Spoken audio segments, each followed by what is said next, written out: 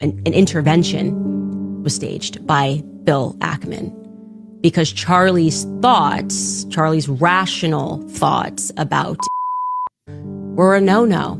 This is not the route that you should be going on. And Charlie was surrounded by his friends, his quote unquote friends.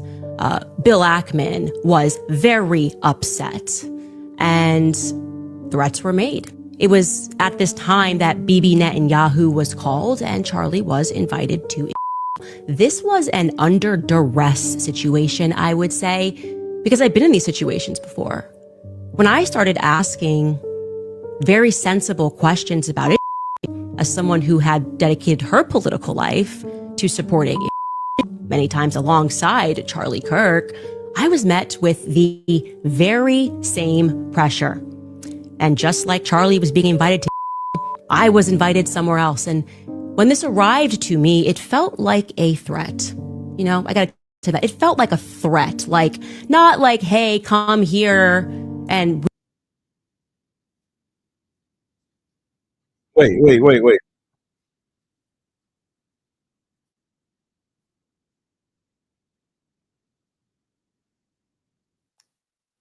Hold on, y'all. Someone just went wrong. So give me a second. Oh, crap. I was live on my own live, so sorry about that. Let's keep going. I was like, what? I was invited somewhere else. And when this arrived to me, it felt like a threat. You know, I gotta tell you that. It felt like a threat, like, not like, hey, come here and we can educate you because you're my friend. More like, this is your last chance. That's how it felt to me. I can't speak to how it felt to Charlie. And I know that Charlie was offered a ton of money. Charlie was offered a ton of money in this moment. A ton of money. Bibi would fund it, you know, spend tons of money. And Turning Point, I guess, if it needed to go to a higher level, would have gone to an even higher level than it already was at. And I know for a fact that Charlie denied that funding.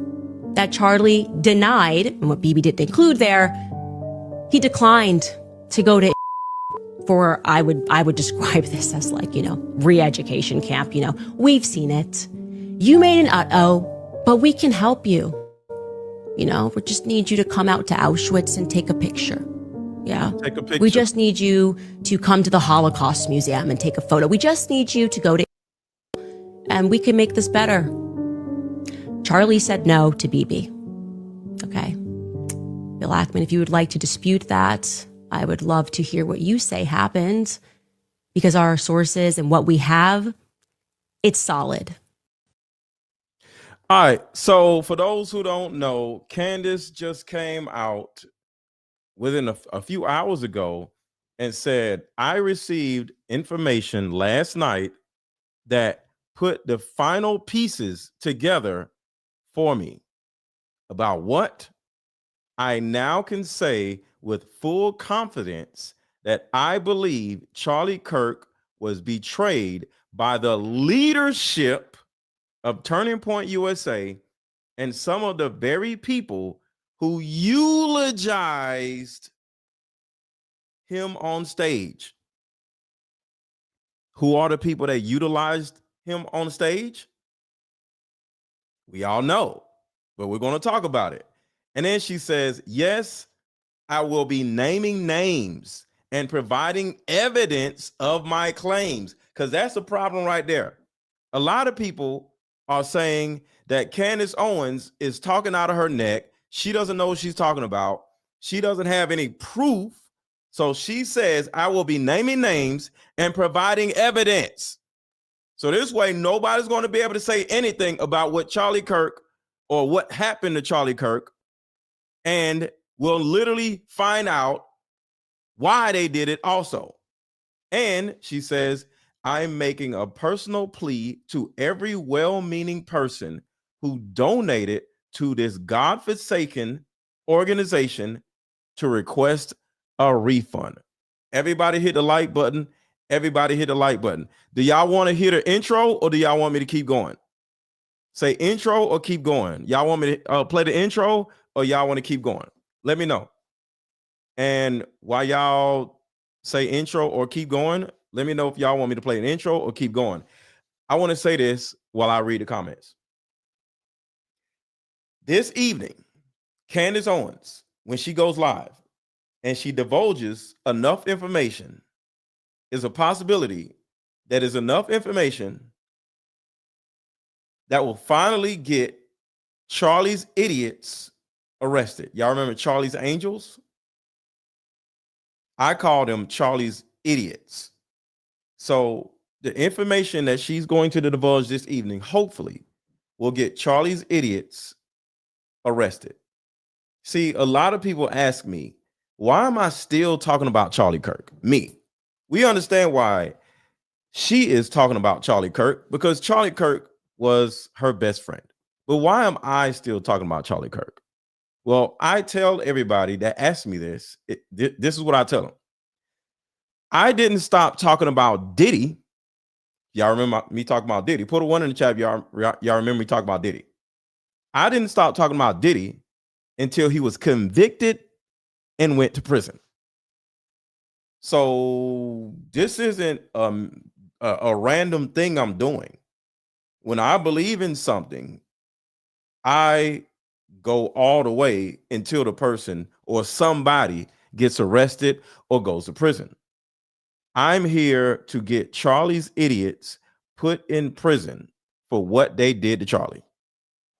All right. So y'all said skip the intro. Cool. Gotcha. See, I like to listen to the chat, so it's cool. So I want to say this real quick before I go a little farther. Somebody sent me something that was very interesting, and everybody make sure to hit the like button. In France, the people that denounced Macron's policies, remember, that's kind of like what's going on with Candace Owens, right? She's denouncing the Macrons. In France, the people who denounce Macron's policies, according to this, they all died. And y'all let me know if y'all have some information that either goes against this or is in congruence with this.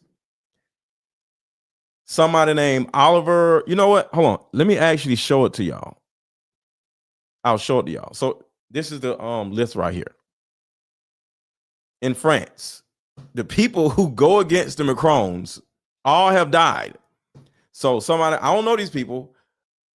Olivia, whatever. Eric. I'm just gonna say their first name because I don't know all these people. Trios, Christopher, Dr. Stephanie Gayet. And as you can see, a lot of these people, they died this year, which is a little scary. And I'm saying this and showing you this because it's very important for us to protect Candace, for us to rally behind Candace, and for us to let the Macrons know that we're not going to play that shit. Because everybody on this list has a French name.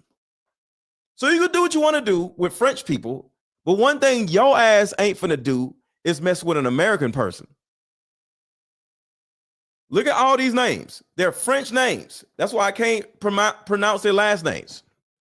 So you can do that. But we ain't in France. I be damned if you come over here and start messing with an American person. Well, you did it already against Charlie Kirk, but I don't know if it was France. So my whole thing is this. We cannot allow other countries, whether it's IHOP, whether it's France, whether it's whoever else, to come over here and start bullying us and telling us what the hell we can and cannot talk about. One of the biggest things that y'all see just in the world right now is that the news is no longer relevant. We are relevant. Candace Owens is relevant. I am relevant. So when we say something, millions of people watch. I get millions of views per month. Millions. So millions of people watch me, and hundreds of millions of people watch Candace. Ain't nobody watching no damn CNN no more. They watch us. So we have the power. But one thing we have to do as a community is protect each other to let them know that you want to hear from us and not them. Because they can't take all of us out. Well, they can take all of them out. This whole list of French people, you say some shit about the Macrons in France, your ass is gone. But we're not France. So let's keep going. But I just needed everybody to know that we got to hold each other down, because we are the voters. We are the people that control the narrative. And we got to let those other people, whether it be an IHOP or anybody else, know that we ain't with that shit. We're going to support each other and we're going to hold each other down. So everybody right now, drop hashtag protect Candace. Drop hashtag protect Candace in the chat. Drop hashtag protect Candace in the chat. All right, let's keep going. Today, quote, I can now say with full confidence that I believe Charlie Kirk was betrayed by the leadership of Turning Point USA and the very people who eulogized him on stage. So we essentially have here a massive conspiracy theory surrounding Charlie Kirk, already receiving a ton of emails about my throwaway comment on today's episode regarding noticing a lot of male attendees at the Charlie Kirk assassination were wearing maroon shirts, despite it not signifying UVU school colors. I had no idea that the color was associated with elite airborne operations, encouraging everyone to further hone in on the males wearing maroon on that day. See, one thing that we all talked about from the Scooby-Doo chat is how everybody at the Charlie Kirk situation, I don't want to say that the A word, but the situation is everybody had on particular colored shirts. Some people have maroon shirts on. Some people have black shirts on. Some people have white shirts on. And they wore these colors on purpose in order for everybody to be able to identify each other from a distance. See, if you remember, that event was for kids, for college students. So it's easy to see from a distance an old ass man with a gray beard and he got a burgundy shirt on, or he has a black shirt on, and you're like, okay, he's one of us. Okay, he's one of them. He's one. Like, so some of these people were from IHOP and they had a certain color shirt on, and certain people was from America and they had a certain color shirt on, and certain people was from Turning Point USA and they had a certain color shirt on. So these people had different or certain color shirts so they can all be identified, so everybody would know exactly what to do. So I just wanted to add clarity to the color shirt stuff. I'm back it up just a little bit. Essentially have here a massive conspiracy theory surrounding Charlie Kirk, already receiving a ton of emails about my throwaway comment on today's episode regarding noticing a lot of male attendees at the Charlie Kirk assassination were wearing maroon shirts, despite it not signifying UVU school colors. I had no idea that the color was associated with elite airborne operations, encouraging everyone to further hone in on the males wearing maroon on that day. Wait, this could actually be a breakthrough. I'm just joking. What in the absolute? The male attendees were wearing maroon shirts? What do you think you're onto here? Anytime that I think that somebody is shady or somebody is brought to my attention that is involved or I would like more information on, they happen to be wearing a maroon shirt. Have you guys noted this? Everybody that day, like, I know, look, everybody is liberal and guys wear pink and, Abercrombie's a thing. But I have never in my life looked at, every guy seems to be wearing maroon. This is patently absurd. It's totally the psychological phenomenon. Okay, so this guy right here is against Candace Owens, and there's a reason why. What's up, Renee? The reason why I'm playing him, even though he's against Candace Owens, is because I want to make a point out of what he's saying, or he's trying to say. And I'm not against this guy. I don't even know who the hell he is, but I know he's against Candace Owens. Because in order to have a conversation like this, we need to input a person that is against what we are trying to do over here to make sure that we are operating in an objective manner. So we need a person that is like, yo, y'all are crazy. What are you talking about? Maroon shirts? Are you crazy? You know, in order to, you know, get an understanding of this further instead of just being everybody agreeing with everything. So I don't know who this guy is. Some of y'all are saying I can't stand this guy. I don't know who he is. So I'm playing him on purpose because, and this is to him and to anybody else who may actually be against what Candace Owens and I and other people are saying. Charlie Kirk is dead mainly because nobody believed that Charlie Kirk was getting his life threatened. He's dead because of that. So when there's a threat to your life, especially when you're a public figure, the first thing you have to do is come out and say, hey, they're trying to unalive me. Charlie Kirk stayed quiet. He told a couple people, but I would say around December of 2024, he was marked for termination. Where's the tweet? Hold on. I got it right here. In December 2024, Charlie Kirk was marked for termination. So from December of 2024 to September of 2025, he knew somebody was trying to unalive him. And I'm quite sure if Charlie Kirk would have came out and tweeted, hey, they're trying to unalive me, it would be people like him saying, man, what is wrong with this guy? Nobody's trying to unalive Charlie Kirk. Man, get this guy out of here. They wouldn't have believed him. But this was crazy. People like this are arguing with a woman that is saying they're trying to unalive me after her friend was unalived. It was 3 people in particular that was on that quote unquote list: Tucker Carlson, Candace Owens, and Charlie Kirk.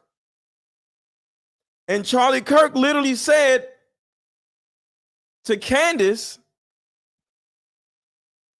if I die, blah, blah, blah, blah, blah.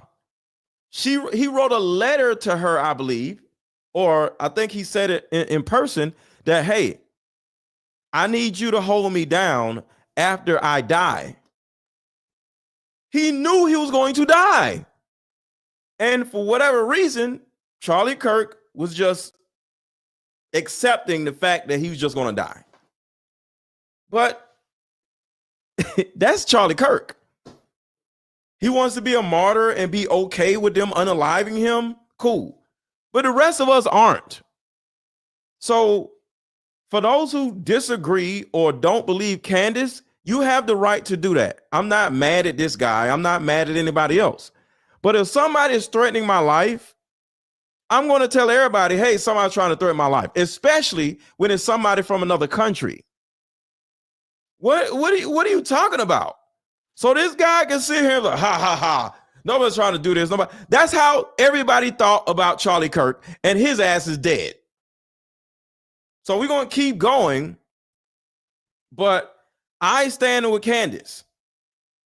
And if you are not like this dude, say, I stand for Candace in the chat.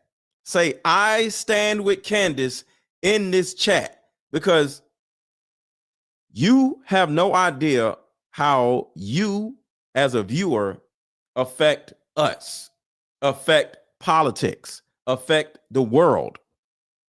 So we need you as a viewer to show your power, not just with me, because I get views and, I'm a somewhat of a leader or whatever, but the viewer is actually the leader, because y'all are the ones who hold us up. So say I stand with Candace in the chat. Let's keep going. So don't worry about this guy say, this woman is crazy. Let him. But we just can't be like ignored or whatever. You feel me? So it's okay if somebody says Candace is crazy. Candace don't know what she's talking about, because like I said, that's what people thought about Charlie Kirk, and he is dead. Where have you ever like seen a new car or gotten a new car, or your friends gotten a new car, and then you see that car everywhere and then it turns into a pattern recognition thing? This is very, very common, except usually the people who get caught up in the pattern recognition don't have a platform in front of millions of people. So the thing about it is the human body, the human brain operates off of pattern recognition. And when your best friend gets murdered right in front of everybody, and then every single aspect of the guy's life, whether it be his wife, his security team, his pastor, his own pastor, his CEO, well, COO, the amazing Mikey McCoy, the chief of staff, when every single person that was around him from a pattern recognition standpoint looks like they had something to do with it, why wouldn't you listen to your own pattern recognition? God gave us a brain for a reason. God gave us the ability to understand pattern recognition for a reason. So why would we not follow pattern recognition? If I see a whole bunch of old dudes with burgundy shirts on, and they all got burgundy shirts on, and they're at a college event, and everybody looks like they're over 40, but they all got burgundy shirts on, that's pattern recognition. What are you talking about? Why all these old ass dudes at this college event? And they all got the same color shirts on. We have brains, sir. So this guy is literally speaking against what the human brain is built to do. It's built to keep us alive. So what is this dude talking about? Everybody hit the like button. Everybody hit the like button. Everybody hit the like button. And they're going off about crazy conspiracy theories. On here? All right, so Diligent just put out a crazy tweet about death threats to Candace Owens by some really powerful. More death threats. Pattern recognition. More death threats. Pattern recognition. People, so let me read this. Do you think that I didn't notice that you handed your text messages about Candace over to Veritas? You're being far too brazen. I know you're without a lawyer. How on earth do you think pulling a stunt like this helps you? You better remember every single day that you are only alive because of me, and that you were never extradited because of me as well. The next time I see any of your messages leaked to Veritas, things are going to change. Barr is already running out of patience with your behavior. Be careful. Candace paying for your security these days, because if she isn't, she really ought to be. And now that you're on her team and you act like the two of you are thick as thieves, you can pass along a message from me. Things won't end well for either of you if this nonsense keeps up. Y'all hear that, right? This won't end well for either of you if this nonsense keeps up. Isn't this like the fourth death threat Candace has gotten? We got the Macron stuff. We got the warning. Well, that was the Charlie Kirk death threat. We got the Macron stuff. We got this. And then we got the other thing. So, okay, 3 death threats. Well, that's pattern recognition enough for me. Just take a good hard look at what happened with Kirk, and maybe you'll think twice. What in the actual F is going on here, guys? Also, another person who wrote us was telling me the story about Tyler Boyer's involvement in like Maricopa County politics in general. Like, what did he do before in Arizona? And yeah, it's just the kind of stories. Again, he said he approached him several times about. All right, so we got a lot of new people in here. Somebody said, "What is IHOP?" IHOP is the country that starts with an I that nobody talks about. I'll say it again. When I say the word IHOP or IHOPians, because that's what we call them over here, we call them IHOPians. IHOP is code word for the country that nobody talks about. I made it where y'all can't even say their word in the chat. Try to say the word, you're gonna get the video. I mean, your comment is gonna get deleted. So you can't even say it in the chat. So the word IHOP is the country that we can't talk about. That's what it is. Okay. And when I say the word tadpoles, I mean children, because on YouTube you have to say certain code words so you won't get demonetized or kicked off of YouTube. Embezzlement. Tyler was hooking up with young interns, young male interns, or young male workers, and he didn't even care. He's like, I would go on record because all of this happened, and I had the proof that all of this happened, and everybody knows about Tyler Boyer at Turning Point USA. It's like an absurdity. But this is the person that is putting... So Tyler Boyer is one of the people that are literally behind the majority of this, because for those who don't know, Tyler Boyer is literally the most important person in this whole situation. It's not Rob McCoy, it's Tyler Boyer, because Tyler Boyer was with Charlie Kirk since 2015, and Charlie Kirk and Tyler Boyer seem to be just like this. And Tyler Boyer, in my opinion, Epstein Charlie Kirk. Does anybody know what that means? I'll say it again. Let me know what y'all think this means. What does it mean when I say is a possibility that Tyler Boyer Epstein Charlie Kirk? Who knows what that means? Anybody want to guess? Somebody says, I know. Unalived? No, not unalived.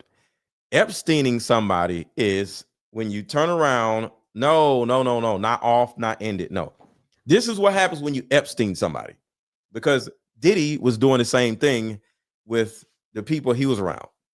There you go, blackmail. There you go. So in my opinion, because I don't know, but since Tyler Boyer was with Turning Point USA as the COO, Chief Operating Officer, for so long, there's a possibility that Tyler Boyer would be out here hanging out with tadpoles, and he would bring them back to the hotel with Charlie.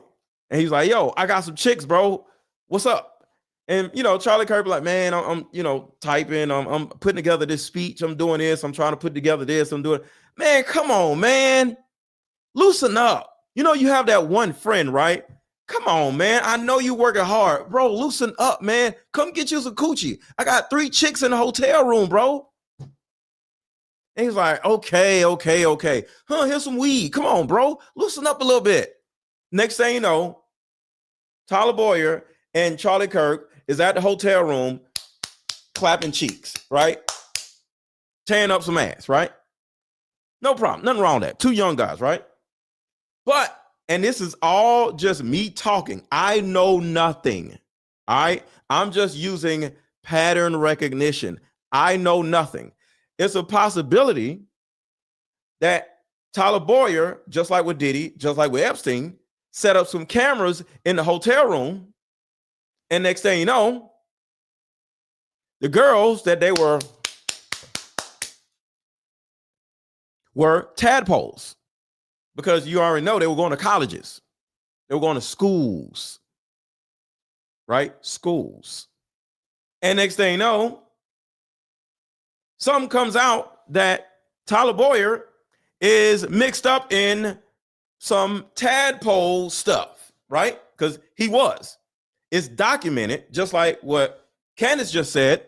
It is literally documented that Tyler Boyer has so many outlandish things that he's done with politics and girls and boys, where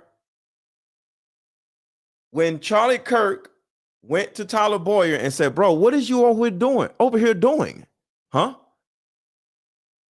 You over here doing this? You over here doing that? Yo, I gotta fire you. Huh? I'm about to fire you because you're doing all these crazy things. You're making Turning Point USA look bad. Oh, well, before you fire me, do you know that there were cameras up in the hotel rooms when you were clapping cheeks? Do you know that the cheeks you were allegedly, because I know nothing, I don't want to get sued. This is just a fun story. All right. This is just story time. I know nothing. Do you know that that girl that you were like, you know, just do you know she was a tadpole? Do you know? And you're like, wait, me? Yeah. Remember, I told you, I pulled you away from the laptop and I said, go on and loosen up and you know, get you some ass. Well, the ass that you were clapping, the cheeks you were clapping were tadpoles. And remember, I told y'all what tadpoles are. I cannot say the word because YouTube will put this word with this word and next thing will, all right. So I can't put words together that make sense for YouTube. So I had to use weird, crazy words. So people, so YouTube wouldn't be able to usually, you know, use their pattern recognition and say demonetized. All right. So you were clapping tadpoles. See how that doesn't make sense to YouTube, but y'all know what clapping tadpoles are. You were over here clapping tadpoles' cheeks. And he was like, no, I wasn't. Well, I didn't know. Okay, whether you know or not doesn't matter. Does the law care that you didn't know? So you can't get rid of me. I dare you to get rid of me. Next thing you know, boom. In my opinion, Charlie Kirk was blackmailed by Tyler Boyer. That's why Tyler Boyer has been with Turning Point USA doing whatever the hell he wanted to do with whoever the hell he wanted to do it with for over 10 years. Next thing you know, Charlie Kirk moved him from being COO of Turning Point USA to being COO of Turning Point Action, which was an empty shell company. And what did Tyler Boyer do? He turned around because he still had the passwords. And I got the facts. I just talked about it in a video I just posted an hour ago. Put a 1 in the chat if y'all watched that video. Where the guy broke it down that Tyler Boyer literally moved $27 million from Turning Point USA over to Turning Point Action. So yes, Tyler Boyer is the main character in this movie. So I just wanted to let y'all know who Tyler Boyer is, because this is who Candace is talking about. And this is the reason why they killed, they unalived Charlie Kirk. What in the actual F is going on here, guys? Also, another person who wrote us was telling me the story about Tyler Boyer's involvement in like Maricopa County politics in general. Like, what did he do before in Tyler Boyer was involved in politics, pattern recognition, Arizona. And yeah, it's just the kind of stories again that he said. He approached him several times about embezzlement. Tyler was hooking up with young interns, young male interns, or young male workers. And it's a possibility that kind of was what he pulled Charlie Kirk into also. Whether boy or girl, I don't know. Male or female, I don't know. But I think that's the reason why Charlie Kirk was a little way too deep, and he couldn't never get rid of Tyler Boyer.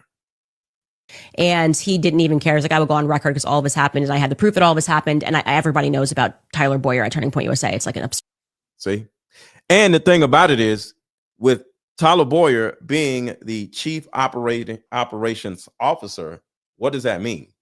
That means he's in charge in hiring people. So Tyler Boyer hired Mikey McCoy. And then Tyler Boyer hired his daddy, who is Rob McCoy. And something that you don't know, Tyler Boyer was in Romania with Erica Kirk. So Tyler Boyer actually set Charlie Kirk up with Erica Kirk. Boom. Boom. This was Erica Kirk in Romania with her 70-some orphans. And we're not going to get into what Erica Kirk was doing with her makeshift fake orphanages, or her fake orphanage. And if y'all want to hear about that, we can talk about that in a minute. But Tyler Boyer was over there with her when Tyler Boyer was 22 years old and Erica Kirk was 18 years old. So it's a possibility, I don't know, Tyler Boyer was smashing Erica Kirk back when he was 22, before before Charlie Kirk even knew who Tyler Boyer, before he knew who Erica Kirk was. So just think about that. And all of this is just story time. I don't want to get sued. I don't know nothing. So it is a fact that Tyler Boyer was in Romania with Erica Kirk when she was running Romanian Angels. That is a fact. What is not a fact is, in my opinion, he was over there smashing her before he set her up with Charlie Kirk. And why would he do that? In order to control Charlie Kirk. I'm not saying Erica Kirk gets around. No, that's just two men. Don't do that. I'm not saying she's a hoe. I'm just saying when she was 18, 19, there's a possibility, because I don't know, that she was smashing Tyler Boyer over in Romania. Two Americans over in Romania surrounded by damn orphans. What you think they're gonna be doing? They're gonna be clapping cheeks. Two American people, a man and a woman, and they cool with each other, and they young, early 20s, and they're in Romania surrounded by dirt, poverty, and orphans. What you think they ain't gonna be doing? What you think they're gonna be doing over there? And then years later, in 2022, all of a sudden, Erica Kirk gets set up with Tyler Boyer's friend. Next thing you know, Erica Kirk marries Tyler Boyer's friend, even though Tyler Boyer was smashing this girl probably when they was in their early 20s. All lies. I don't know what I'm talking about. Don't sue me. I'm an idiot. I don't know nothing. Okay, because I don't want nobody to come after me. All right. All of this is conjecture. This is story time. All right. I'm just telling a horror movie story. Okay. We're just sitting by the campfire telling a story. None of this is factual, other than Tyler Boyer and Erica Kirk was definitely in Romania together at the same time. But all the fucking stuff, that's just me and my opinion. Okay. I don't want to get sued. So let's keep going. But this is the person that is putting people into places of power at Turning. See, Tyler Boyer is the one that is in charge of putting different people into power. He hired a security team that screwed over Charlie Kirk.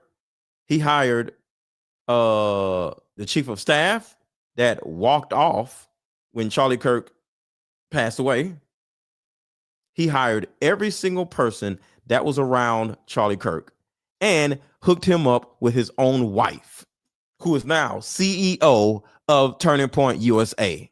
Or young male workers, and he didn't even care. He's like, I will go on record because all of this happened, and I had the proof that all of this happened, and everybody knows about Tyler Boyer at Turning Point USA. It's like an absurdity. But this is the person that is putting people into places of power at Turning Point USA. Like, he's he's just involved. And something that was interesting is also how many Russian speakers there are. I was telling you, like UVU, there's just a lot of Russians and people who study Soviet studies. Even the president of UVU majored in Soviet studies. Tyler Boyer majored in Soviet studies. He's a fluent Russian speaker. He spent years. And I'm going to assume when I say they speak Russian, that they're probably more tied to Ukraine. Like kind of coming full circle on that, because a lot of times people wrongly assume that people who speak Russian are Russian. And actually Ukrainians, until they like made it a law, they had to stop speaking Russian quite recently, were Russian speakers, right? Because it's Russia and it's their home. So it's interesting to consider that there are a lot of, I think even Mikey McCoy's wife might be Ukrainian. Correct me if I'm wrong on that, but that's something that I think is interesting as well. Or could be interesting. It might not be interesting, but definitely on the Tyler Boyer front, it's very interesting. He was involved with orphanages in the Ukraine. Right there. Posted about helping Russian-speaking orphans or whatever it is years ago. Like I'm talking like 10 years ago. I just don't like it. I don't like it. The vibes don't feel right. I can tell you about Jack Hibbs. He was another person that PragerU was pushing to me, wanted me to interview him. I may have even interviewed him. I can't remember, but they were like, Pastor Jack Hibbs. And now I look at that and I'm thinking that's part of an operation. That's likely part of an operation. All of these people that they wanted me to platform, Lila Rose, Jack Hibbs, Tim Ballard. I look back on that stuff and I'm reflecting and I realize. So let's talk about Tim Ballard. Tim Ballard is I think he was a captain, if I'm not mistaken, over there with Erica Kirk. Was Tim Ballard? Yeah, over there with Erica Kirk dealing with the orphans. All right, so I think it was Tim Ballard. So shout out to Girl Friday on Tuesday. According to the YouTube channel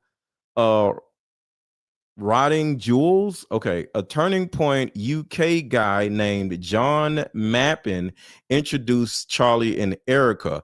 Well, I guess whose name shows up in the Epstein's Black Book, John Mappin's name does. Yeah. See, the thing about it is, I'm not going against that. All I'm saying is, if, like I said, I'm just using pattern recognition. I don't know everything in particular. I'm just using pattern recognition. If you hire a guy and he used to be in Romania with your now wife and he's your friend and he works for you and now he kills, unalives you, and now they both are now running Turning Point USA and, like funneling money in all these shell companies. It kind of just makes sense for you to be able to say, okay, he was smashing her, back in the early 2000s, that when it was in their 20s. Turning Point USA gets started. He befriends Charlie Kirk. Then all of a sudden, he goes and gets the girl that he was smashing in Romania, and they were scamming people back there. Bring her over, and next thing you know, he's COO.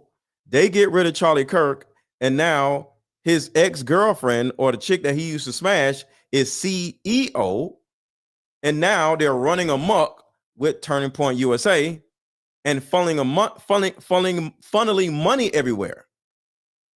It just makes sense.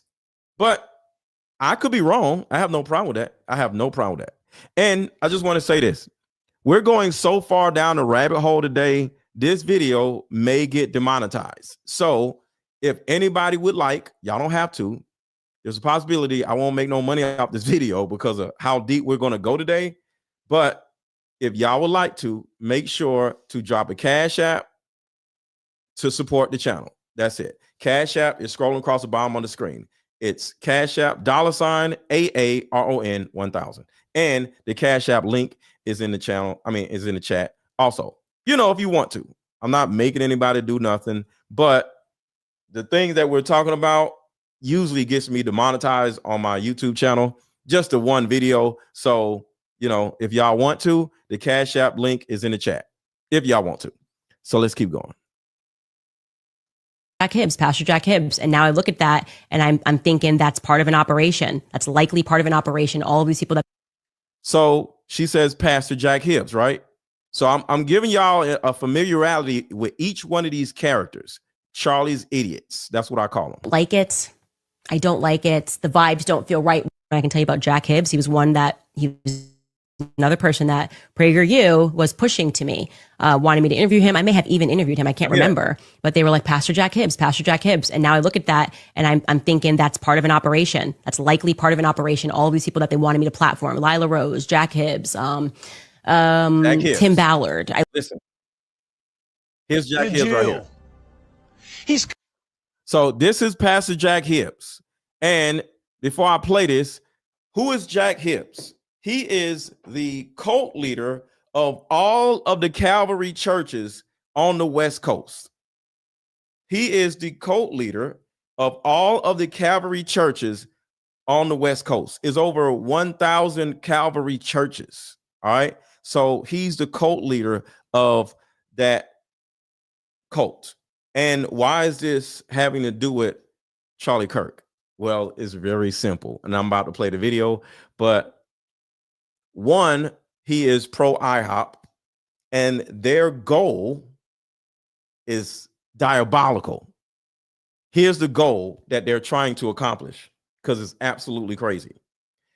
They get rid of, Calvary Church has so many, they have an insurmountable amount of charges against them with tadpole stuff, right?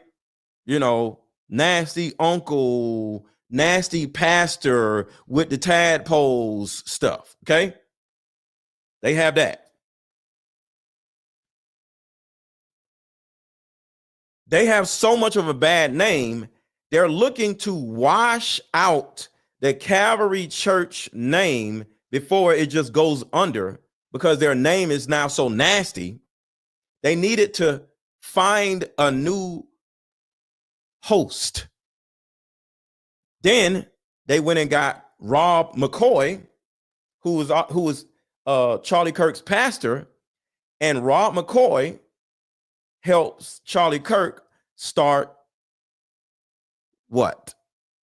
Turning Point Faith. See, Turning Point USA is clean. Turning Point Faith is clean. So now they get rid of Charlie Kirk, and now they wash all of the Calvary Church debacles with Turning Point Faith. So next thing you know, all of the Calvary churches across the West Coast are now going to be Turning Point Faith Ministries. Turning Point Faith Ministries is clean. Calvary Church Ministries is dirty. So now they have the entire West Coast under the same umbrella, which is Turning Point Faith instead of Calvary Church. Now that's the first thing. Now they just cleaned up their name. Now they just earned everybody's trust. Now what do? Now they start pushing pro IHOP to millions of people. And on top of that, everybody who goes to a Turning Point Faith church gets geofenced. Put a 1 in the chat if y'all know what geofencing is, because if not, I can show y'all a video explaining what geofencing is. Put a 1 in the chat if you know what geofencing is. If not, say I don't know, and I'll play a video that will help you understand what geofencing is. So next thing you know, everybody that goes to these Turning Point USA, Turning Point churches, they get geofenced, and they know your name, they know your gender, they know who you're voting for, they know where you live, they know your address, they know your email address, and they know your phone number. And boom, they now have millions of people following the IHOP narrative instead of the America First narrative. See, they have an IHOP first narrative and everybody with common sense, we have an America First narrative. Why the hell will we put another country before our own country? That's stupid. But that's their goal. So listen to what he says. This is his goal, to take over America. God came to this world as a Jew. He's coming back as a resurrected man, Jesus Christ, not only the King of Kings and the Lord of Lords. He's not coming back. Sorry. Just like some of y'all daddies didn't come back when you was a kid. Daddy's not coming back. Sorry. Jesus is not coming back to do nothing. Nobody's here to save you. But what these crooked pastors do, they love to sit there and say, these are the end of times back in the 40s. These are the end of times back in the 50s. These are the end of times back in the 60s. These are the end of times. 1999. Remember 1999? The year 2000, the second it turns year 2000. These are the end of times. Jesus is coming back the second the clock turns 2000. Y'all remember that? What was it called in 1999? I forgot what it was called. They called it something. But every time the year changes, what was it called in 1999, y'all?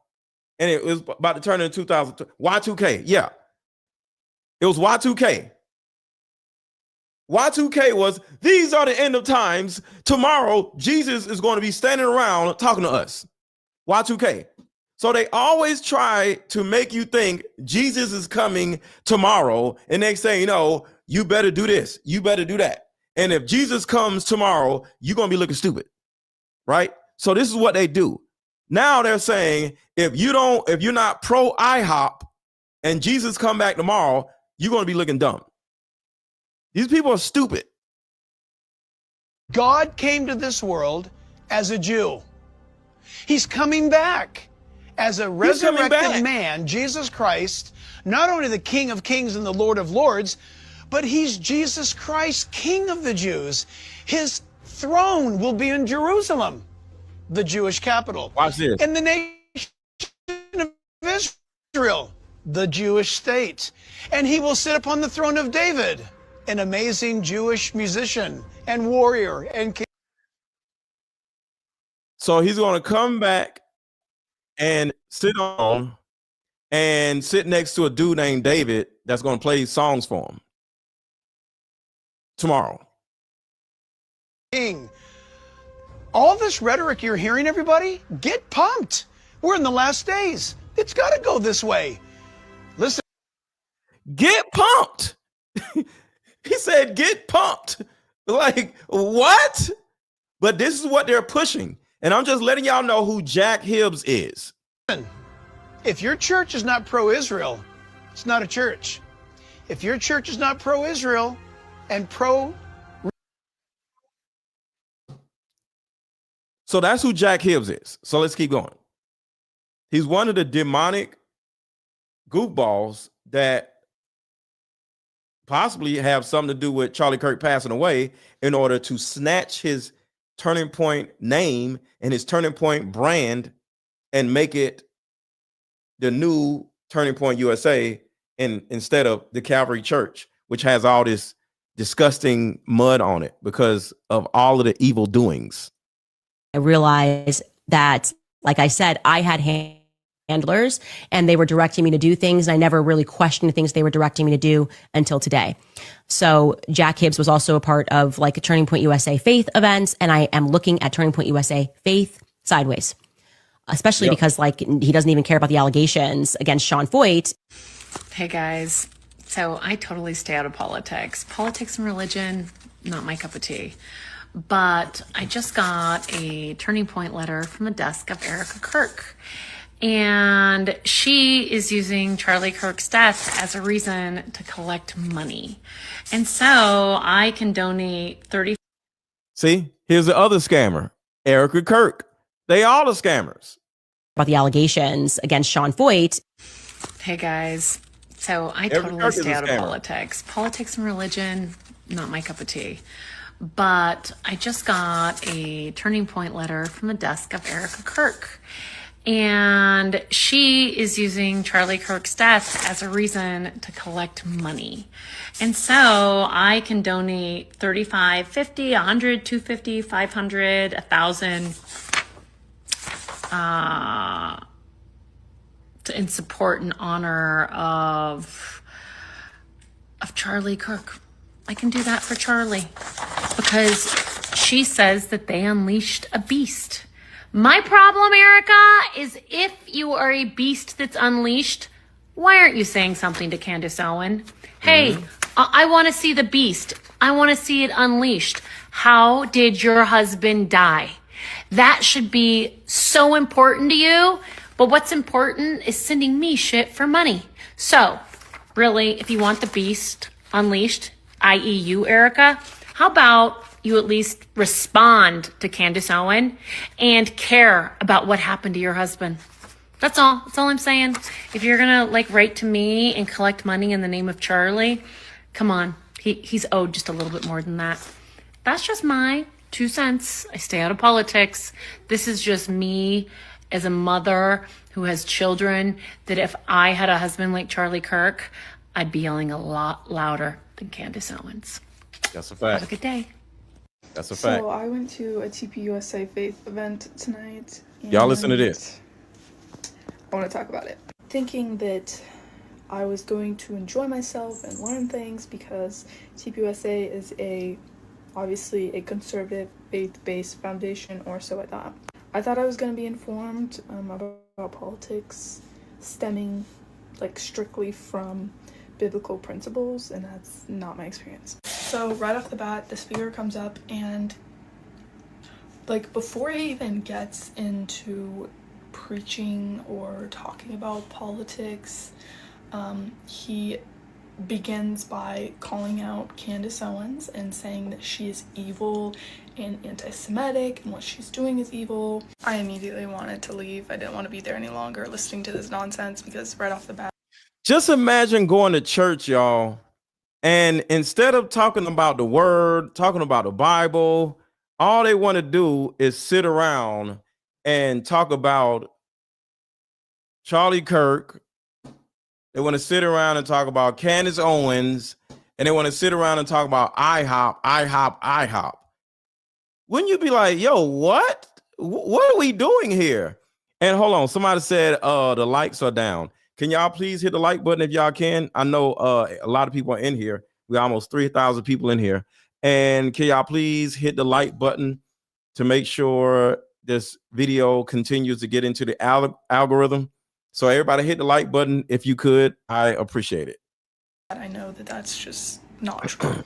And the only reason I didn't leave is because on the way in, I basically got security checked 5 times because there was armed men standing everywhere in front of me. They were very suspicious of me. I don't know.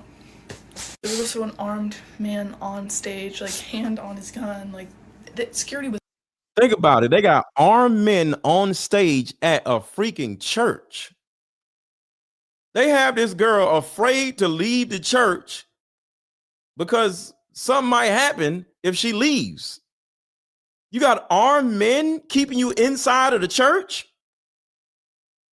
Armed men keep you inside the damn church so you can't leave. This is what they do. Everywhere. And I was like, I just don't want to deal with it. Not that that's necessarily a bad thing, but it just didn't feel right. So I'm in this church and I'm listening to this TPUSA speaker go on and on about Tucker Carlson, Candace Owens, and how they're evil and anti-Semitic. And he basically indirectly is saying we should support Israel because Jesus was a Jew and we wouldn't have Christianity without Judaism and blah, blah, blah. Obviously, I disagree with that. What they're doing in Israel is evil and they're so corrupt. It's insane. And telling Christians that they should be supporting this evil doing because these people are Jewish, and if you don't, you're anti-Semitic, it's wrong. And also, I don't think Charlie Kirk would stand for that. We know, the weeks before his passing, he was starting to call out Israel and question Israel. And Candace Owens was his best friend. Yep. What? So then he goes on and he starts preaching. But the way he was preaching, it wasn't really preaching. He was just literally calling like the left names. He called the left idiots. He called them freaks. He's supposed to be a pastor. He's supposed to be talking about the word. And all he's doing, see, the thing about it is there's supposed to be a separation of church and state, but they're coagulating the two. They're putting these pastors in a position where they want to talk politics in church. You're not supposed to be able to do that. But guess what? When you got money, you can do what the hell you want to do. When you got the government on your side, you can do what the hell you want to do. He called them it didn't feel right. And my thought process is, would Jesus be doing this? Is this biblical teaching? Like, you're calling people that we disagree with as Christians all these names and loser, idiot, freak. Really? Because last time I checked, Jesus ate with sinners. He ate with prostitutes. So you're spreading hate, literally. Yes. And that's not what God stands for. He's preaching to people whilst spreading hate. And these people are absorbing this information. These teenagers, these young people are absorbing this information, thinking that this is okay. This is a leader. This is someone we put on our stage teaching us this. This is the future generation of Christians. Do we really want to be more divided? Like, oh, we're just going to hate on the left because we disagree with them. We're not going to share the Bible with them. We're not going to like help them because we think that they're lost. We're just going to call them losers and freaks and make fun of them and laugh it off. It was quite disgusting, and I'm not pleased at all. So basically, I didn't learn a thing. He spent the entire... That I had with Andrew Colvett, where I was crying on the phone with him. I mean, I am talking maybe 72 hours max after Charlie was killed. And he was also upset on the phone, but he said something and it's hitting differently the more that I think about it. He said, and I quote, "Candace, it was supposed to be you. It was supposed to be you." Now, at the time, I dismissed this as some sort of bargaining, right? That's an actual stage of grief. You do bargain. You wish that it was this person. You could trade it. Maybe you wish that it was yourself. And to be honest, I did go through that phase of bargaining with Charlie. Like, why didn't it happen to somebody else? Is this a good person? Was Andrew trying to maybe communicate to me after, especially given the fact that I told you that while the actual day on September 10th, while Charlie was in the hospital, he told me that there was a list. And that me and Tucker Carlson were on it and that we had to lay low, but he never told me who told him that. I never got a call from the feds telling me that. So I feel like these questions I have now are quite valid. Andrew, by the way, was not the only person who called me on that day and reached out to my family on that day. Y'all, I want y'all to think about this. And Candace said this herself. If Andrew Colvett had this secret information about how they are on this list, Tucker, Candace, and Charlie, where does Tyler Robinson come into this situation then? Because that list was, as you already know, other country government list, I would say. So it was a list from a government, not just a random list. It was a government list. So my question is, does Andrew Colvett have something to do with this more than what Tyler Robinson has to do with this? Because Tyler Robinson didn't write no list. So this is more proof to you that Tyler Robinson had nothing to do with this. This was a government setup. With this warning, immediately cautioning me and Tucker to keep our mouths shut, telling us that we should lay low because there was a quote-unquote list going around. Another person was a very well-known woman who happens to be married to a CIA contractor. Same exact message. You and Tucker Carlson. But, of course, we cannot tell you who we are getting this information from.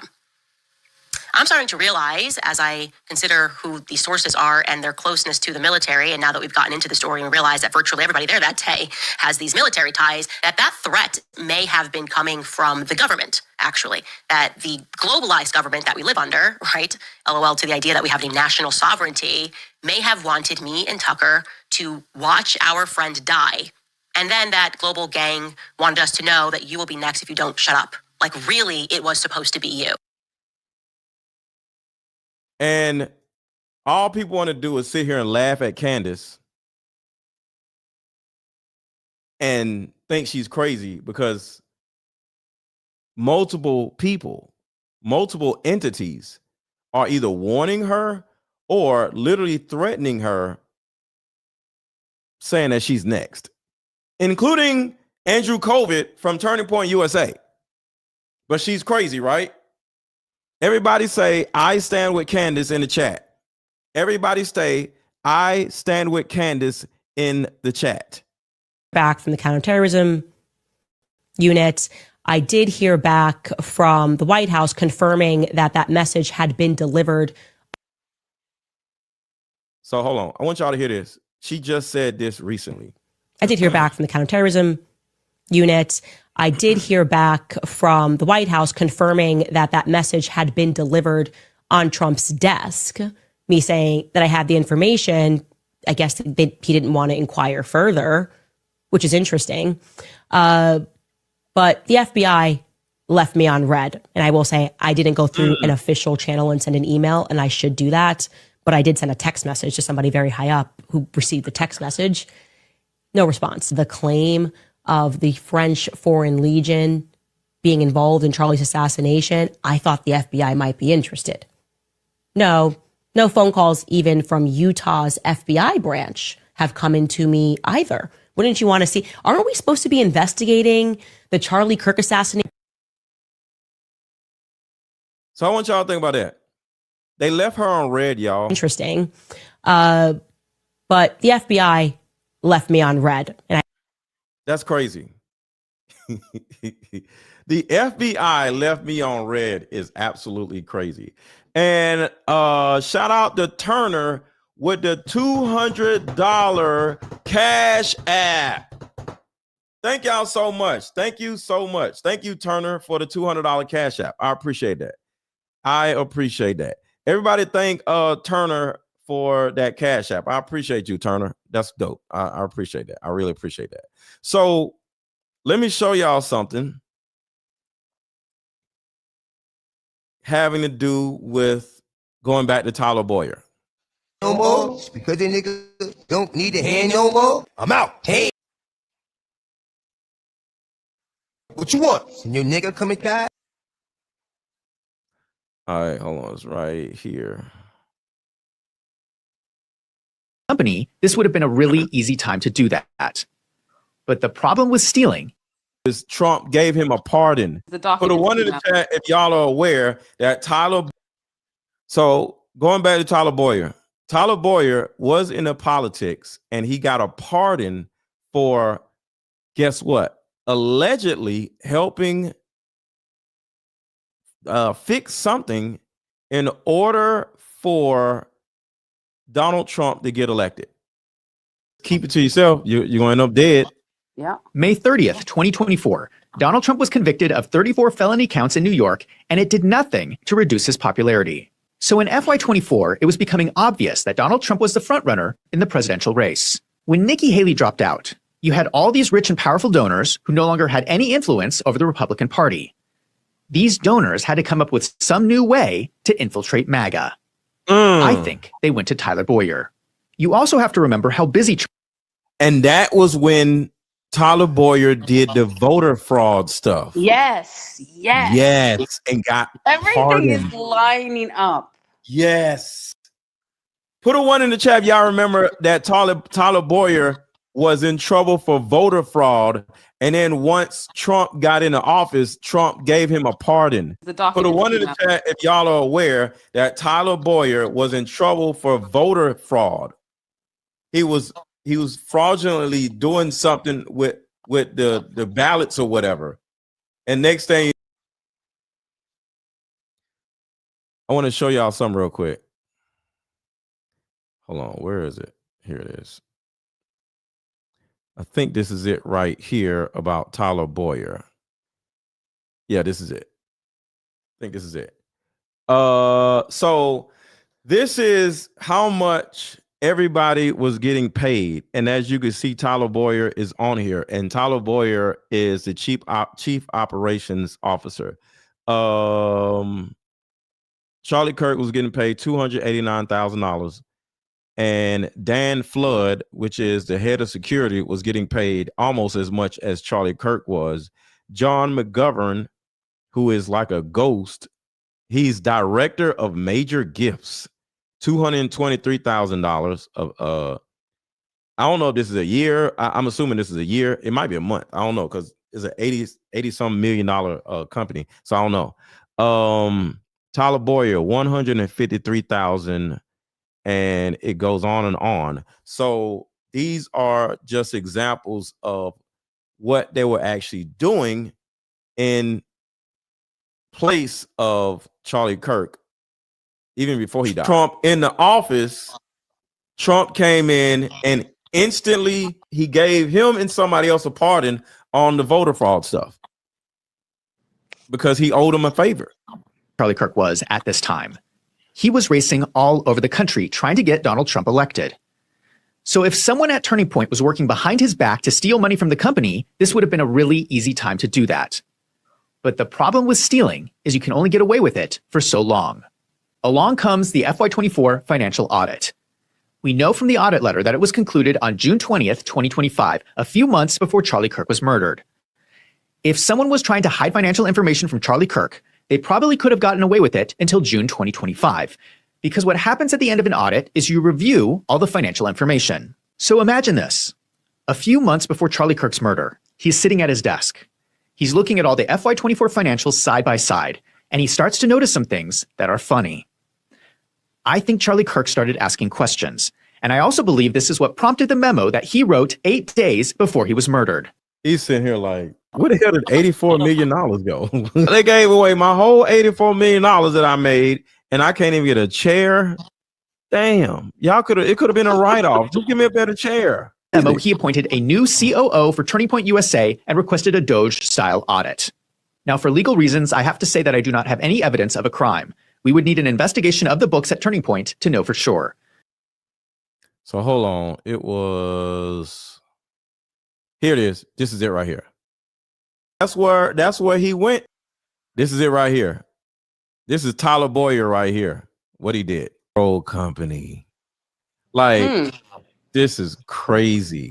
You see how they just setting everything up? Remember, this company has 0 employees until 3 months out of the year. Then you got 20 employees. Why do you need a payroll company for 20 employees? This is from a press release on the NASDAQ website. From 2003 to 2020, he ran Precision Payroll of America, where he turned that company into a leader in the complex, highly regulated world of human resources and payroll processing. So let's ask the payroll guy. It's not just about where the money was going to, it's also where the money was coming from. When I was going through all the new financial information, I saw this chart, and immediately I had a good idea of what was going on. This shows revenue going into Turning Point Action. And you can see a gigantic leap in revenues for FY24. Whoa. There you go. You got him right there. What? We got him. And remember, I said Tyler Boyer was demoted from CEO from Turning Point USA to Turning Point Action. But apparently Tyler Boyer still had the passwords. So he was like, oh, okay. He turned around and just took the money that was going into Turning Point USA and then funneled it over into Turning Point Action. That is absolutely hilarious. You got him right there. Going into what? Turning Point Action? Turning Point Action. Remember, that's where he went to. He sent him to Turning Point Action. Next thing you know, he was like, okay, I got the key card. I got the passwords. Okay, I'll just have the party over here then. I'll just take all the money from Turning Point USA and transfer it over to Turning Point Action. This guy is crazy. This is wild. Went from 10.7 million to 27.2 million. That is over 150% increase in 1 year. He still got all the passwords. An extraordinary achievement for a nonprofit. What is even more curious is when you put this chart side by side with... Remember the last video we did and we said this company made $85 million, but Yeah. they spent 80 million, remember? Yes. And we was like, what I'm in like, the hell? how can you? And then there was one part it said 8 million on videographer. I'm like, what? Yeah. Billion. So hold on, I got more for y'all. Because I'm just showing y'all that there is no weird conspiracy theory in all of this. This is just normal shit. And they're guilty. Brian Ferentz went through all of TPUSA's tax documents and found that in just 2023, a large life insurance policy was taken out on Charlie Kirk. As you can see here, GGLF LLC paid for a split dollar life insurance policy for the president/CEO of Turning Point USA, aka Charlie Kirk. Annual premiums for this policy are massive, $350,000 per year. And I just got some new information in. Allie just sent this to me. So let's look at this. We'll read it together. So Allie just sent this to me. This came from Candace. So Candace is tweeting and she posted this. This is from Candace Owens, just so y'all know. So she's showing us proof of something. So let's read it. For we are not fighting against flesh and blood enemies, but against evil rulers and authorities of the unseen world, and against evil spirits. Unseen world, against mighty powers in the dark world, and against evil spirits in the heavenly places. Heavenly places means pastors. Pastors. For the Lord watches over the path of the godly, but the path of the wicked leads to destruction. Trust the Lord forever. My face is over. I can't see the rest of it. The Lord himself. I can't see the rest of it. So Candace is steadily tweeting.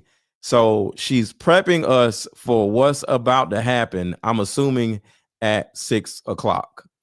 And hold on. Let's keep going with this.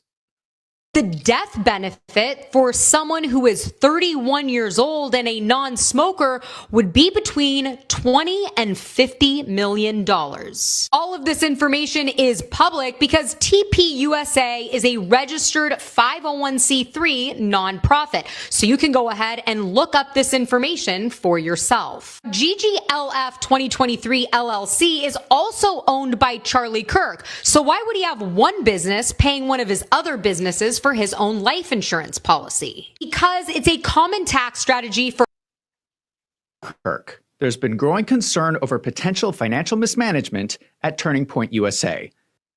And just to update everybody, just in case anybody came in late, the major news, and we'll get back into this tax stuff. The major news is Candace, I would say about, 5-6 hours ago, she said she received information last night that put the final pieces together for her. She now can say in full confidence that she believes, that Charlie Kirk was betrayed by the leadership of Turning Point USA, which is Tyler Boyer. That's one of the people. And not only the leadership of Turning Point USA, but some of the people that evangelize him on stage at his, utilize him, eulogize him. Sorry. The same people that eulogize him on stage during his eulogy, which most likely is Tyler Boyer, Rob McCoy, Mikey McCoy, and the security team. So I just want to catch y'all up on that first. I've been looking into this and have discovered some shocking information. We're going to... Oh, everybody make sure to hit the like button. Everybody make sure to hit the like button. Everybody watching, make sure to hit the like button. Hit the thumbs up button if you can, please and thank you. Explore the question, did Turning Point USA commit fraud? I'm Zach. I'm a certified public accountant, and you are watching Wolves in Finance. Is because statements made... And shout out to Wolves in Finance. I'm gonna put his channel under my video. I mean, in the description. His name is Wolves in Finance. Made by Charlie Kirk himself. This is a memo written by Charlie Kirk on September 2nd, 2025, that is only 8 days before he was murdered. In this memo, he promotes Justin Strife as the new Chief Operating Officer, or COO, and announces a new Doge-style audit. After this memo was so keep that person in mind. Justin Strife also. He took over Tyler Boyer. Revealed. People obviously wanted to know, what were the results of the Doge-style audit? Why was Charlie Kirk concerned with the finances of Turning Point USA right before he was murdered? Here's an exchange on X.com of someone asking that question. Why was Charlie about to audit the finances, and will it still be audited? This was responded to by someone from Turning Point named Tyler Boyer saying, "We audit our finances every year. They were just audited at the end of our fiscal year in July." He then goes on to say, "There is no scheming. Nonprofits have a 990 where everything is out front. No one owns anything, and our salaries are transparent. If you'd like a quick course on nonprofits, here is a good start." And then he links the accountinginsights.org website where they talk about the Form 990. Okay, number one, that response by Tyler Boyer is a little bit snarky. And I'm just showing you one of his posts. There are many posts like this, and they are all just as snarky.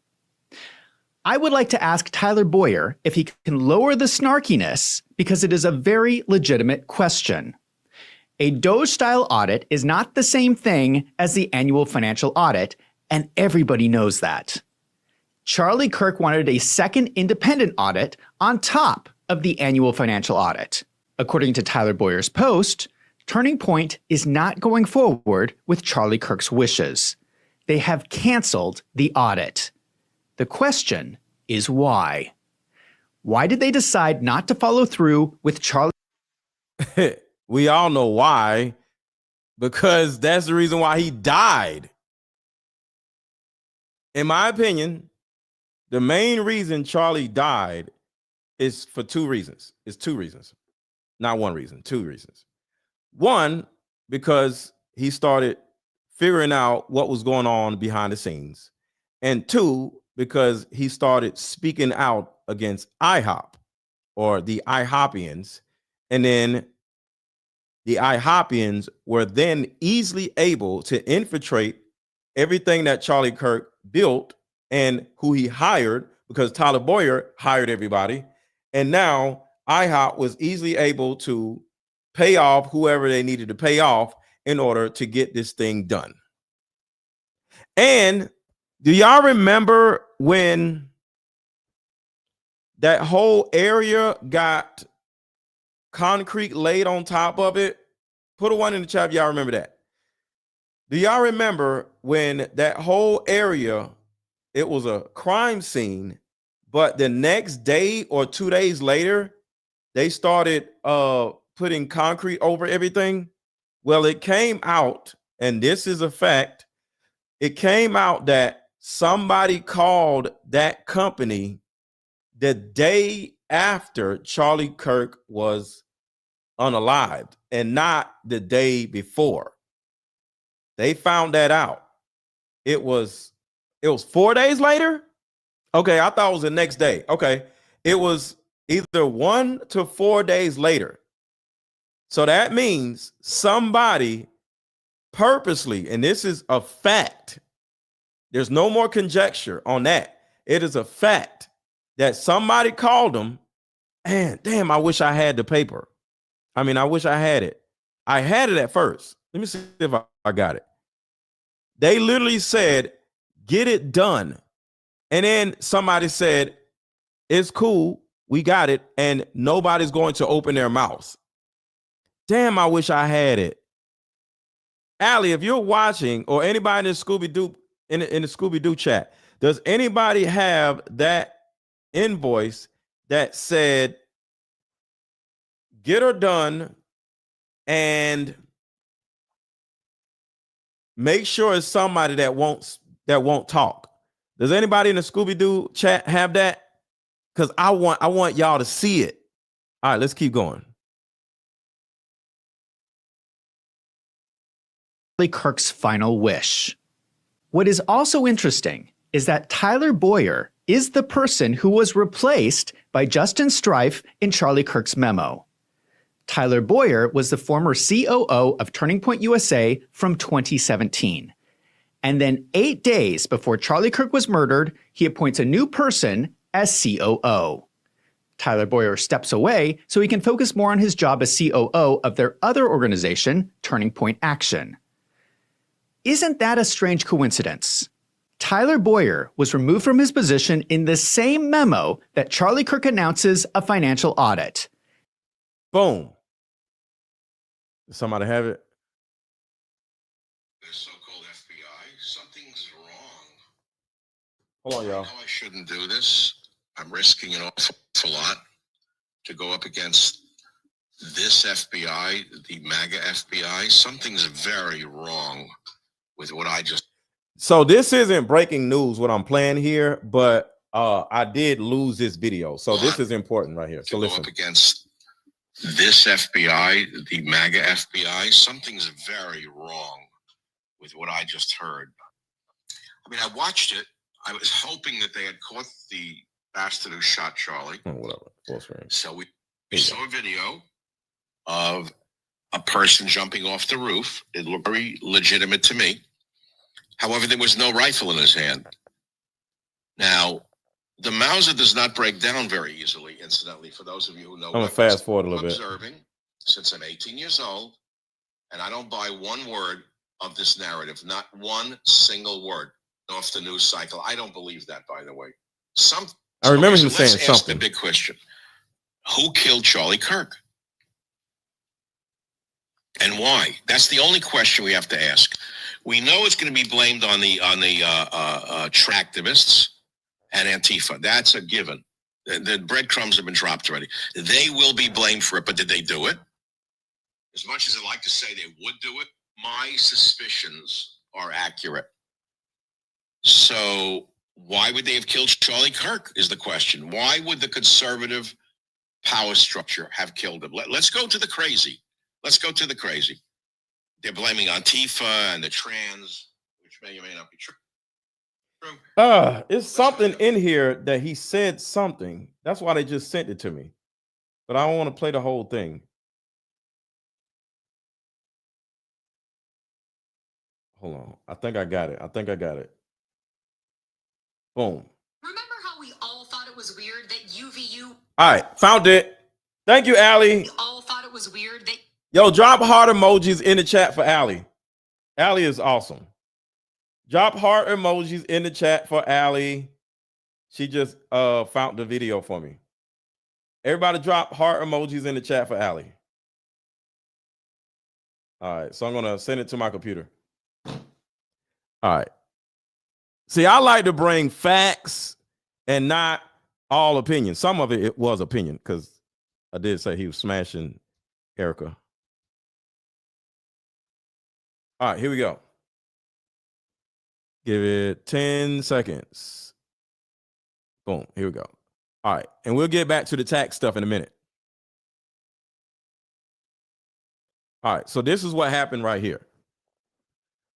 All thought it was weird that UVU was renovating the courtyard where Charlie Kirk was assassinated only a few days after the fact. Then how a UVU official addressed this, saying that it wasn't an attempt to cover up anything, that the paving work was already on the calendar as part of a planned campus renovation. Well, it turns out that UVU was reaching out to construction companies on Saturday, September 13th, only 3 days after the assassination. Text text messages were obtained by Project Constitution via a grandma request, which allows the public to request access to government records, including state universities. Now, the names are redacted, but it shows that as early as Saturday, September 13th, they were looking to paver the whole area, and that the guys in the construction company were en route to do that. And this one's weird. Maybe that would be good. My guys are well trained in keeping quiet. Why do they need to be quiet? The exchange goes on to say that the university wants to get rid of all of the sod. The contractor asking if there's anybody on site that they should coordinate with,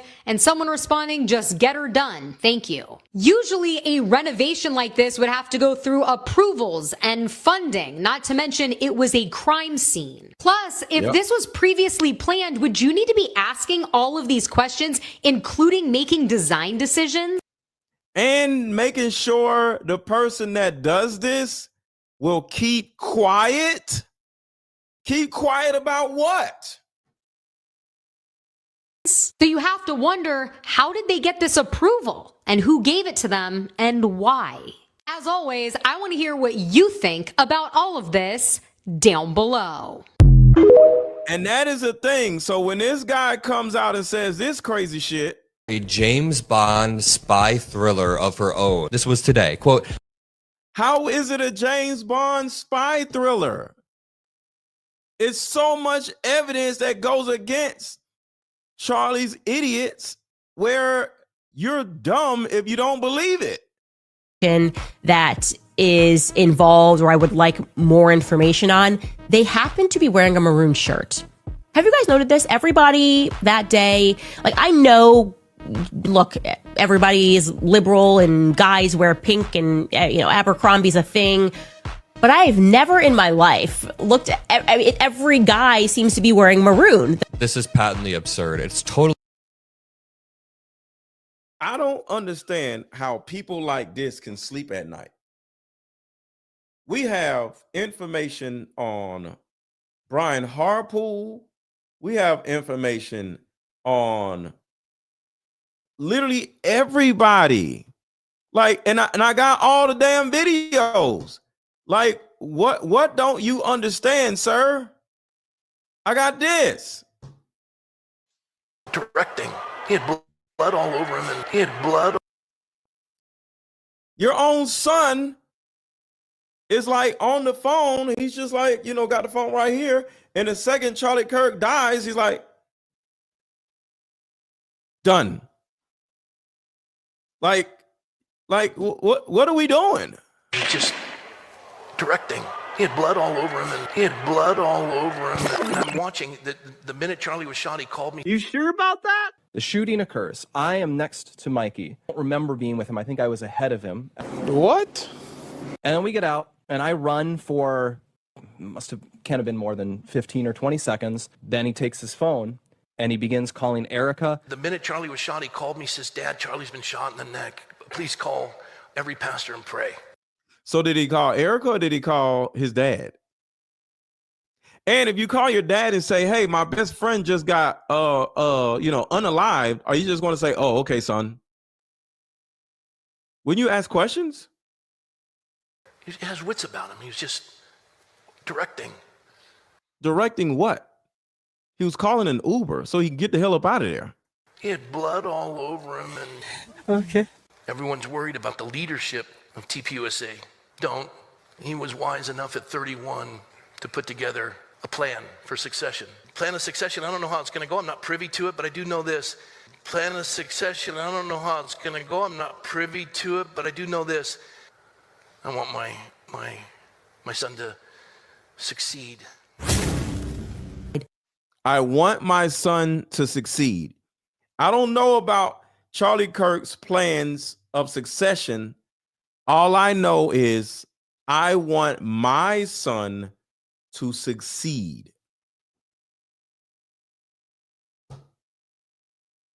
They took over this man's whole company. They just snatched it from him. George speaks a little bit further about Rob, and obviously this is Mikey McCoy's family. Take a listen.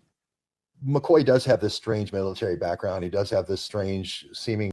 So he's talking about Rob McCoy right here. Let me back it up. I was talking. Now, this guy is talking about Rob McCoy. George Webb, who speaks a little bit further about Rob, and obviously this is Mikey McCoy's family. Take a listen. McCoy does have this strange military background. He does have this strange, seemingly putting his son in there and guiding the hand for this new apostolic revival. That he is a NAR person. He is kind of the NAR push for Charlie. Charlie was meeting with NAR. NAR were the $25 million. So NAR is, what is NAR? NAR can mean two things. It could be the National Association of Realtors, which is a trade group for real estate, or the New Apostolic Reformation, a Christian movement. The meaning depends on the situation. So it's a New Apostolic, whatever the hell that is. That's what he's talking about. New Apostolic Reformation, a Christian theological movement. So that's what NAR actually is.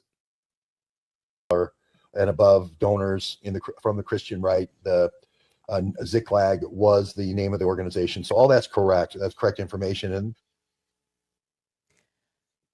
what happened in my life after that was I went from PragerU, and you got a pastor, from the military, 2 pastors from the military there. I'm telling you, Marissa, straight military. I then went to obviously the Daily Wire, and the president at the time of the Daily Wire was also a naval intelligence officer who decided to become a pastor. That was John Lewis. And I'm like, actually, in retrospect, what are the chances that we just have so many military people that are in media? How organic is this? I think we can all acknowledge that we were lied to about the 30-06, right? I know for a fact Charlie's neck was not destroyed. Certainly was not destroyed. And if I'm lying, sue me for defamation, and you'll learn exactly how I know that. This is what makes Andrew Colbett's tweet explaining the conversation with the surgeon especially interesting. You remember, he's like, oh, and the surgeon said, well, I would have taken down a moose, and but Charlie's neck, he's the man. It's the doctors, and any chance they were military? Any chance they were military? I'm just wondering. And here's what I discovered preliminarily. The answer is yes, okay? The doctor who worked on Charlie was Dr. Lee Trotter. And regarding Dr. Lee Trotter, he did his residency on the Air Force Base, right? Ex-military, everybody, Frank Turek, Brian Harpole, the doctors, also ex-military. Right? He completed residency at the Keesler Air Force Medical Center in Mississippi. I think he actually might be in the Air Force from what I'm looking at. Can't confirm that entirely, but there's a person who matches his name, age, description, living where he's living, who is actually in the Air Force. And he also, for a fact, is a pilot. So it would track that he was in the military. That's interesting. The medical examiner, Dr. Gidra Smith-Amaro, who that would be the appropriate person to have had the conversation with. Also someone that in my dream, Charlie told me I should look into. She's a major in the Army. She's also from a major. And then Erica Kirk's parents are both working for IHOP, I would say. They both work for IHOP, Raytheon Corporation. She's from the Erickson family. The Erickson Boyd Corporation is her family. She tells people that she is a direct descendant of Leif Erikson. This brings us into like Swedish Freemason stuff, okay? And I'm sure, like I'm certain she's an Erickson, like 1,000% certain that she is an Erickson. She's also now a lesbian. And I'm thinking, why was she just made a major in the Army? Why did they need this woman in? Why were people researching these doctors and this specific medical examiner? What the heck is going on? These are military operations is what I'm signaling to you guys. So be aware of that. I think this military industrial complex has had a lot of actors. We have military grade actors, some of which I think were there when Charlie got shot. Weird behavior from people. The first people to get booked. It was hard to find a student that spoke to a mainstream media news organization on that day. Something's not right. There are too many military players that were surrounding Charlie, and they weren't there before 2018. They weren't there until forces were trying to pull me and Charlie apart. And I had it on my heart to share this with you because I think it will help you when you start to look at things and assess people and they tell you he's a genius, and you learn that they have, I don't know, a contract with the Department of Defense. He might just be a military grade actor meant to lead a company, because if we all looked up and realized the military owns everything and maybe has owned everything and controlled everything since they shot JFK, well, that wouldn't be a good thing for us to know. At that point, I run around to the back, I pop the back gate open, and I jump in the back. You said last week that that you would swear in Adelita Grijalva whenever she wants. She's written a letter to your office. You've not sworn her in. I understand about pro forma sessions. Yes. Doesn't your resistance to not swear her in add fuel to the fire that this is about the Epstein thing? No. Let's talk about Grijalva and Epstein. Okay. Once more for everybody. Everybody in See, the thing about it is Epstein literally gave everybody a blueprint on how to blackmail people. All you need is women because, you know, we're men and we love women. So all you got to do is get a girl to put her butt in a guy's face. And sadly, he's going to go. And the problem is with the Epstein, I'll say Epsteinism, it's a blackmail way of doing things. So the girl is a tadpole and you don't know that. And next thing you know, you're on camera, whether you're a politician, whether you're this person, whether you're that person, you know, you probably, you know, drink something that puts you to sleep. And next thing you know, they take pictures of you doing some weird stuff. And then once they do that, guess what? You are now complicit in whatever it is they want you to do, and you have to do it. And that is the reason why they keep protecting all this Epstein stuff, because it's not just about him. It's a way of life. They Epstein people. And that's what I think what happened with Tyler Boyer. I think he Epstein Charlie Kirk. Let's get back to the text. After that, Charlie Kirk is murdered, and Tyler Boyer is on X.com saying that no audit is necessary. So here's what I think we should do. We should follow Tyler Boyer's snarky advice. Let's go look at the 990 forms that Turning Point USA submits to the IRS every year. These contain their annual financial statements. When you look at the forms, there are some very strange anomalies. Several of the 990 forms are missing. So I want to go a little farther because he talks about because they found the forms. Well, I want to show y'all something else. $6 million to their shell company and at Turning Point USA. All right, so this is what I want to show y'all right here. Erica Kirk assumed the role of CEO of Turning Point USA on September 18th, 2025, 8 days after Charlie Kirk was murdered. She has been the CEO for almost 2 months. She needs to answer these questions. If someone has lied on the 990 form, people go to jail for that. Somebody said they're new to the channel. So I want to welcome you. Welcome to the Mr. Let Go channel. I am Mr. Let Go. And they said, what is the movement on this channel? The actual movement is what I'm always behind is the advocacy of children. And you may say, so why are you talking about Charlie Kirk? Why are you talking about tax forms? Well, that is the underlying issue with all of this. It's about tadpoles and it's about traffic lights. And somebody in the chat would be able to explain what running tadpoles through traffic lights mean.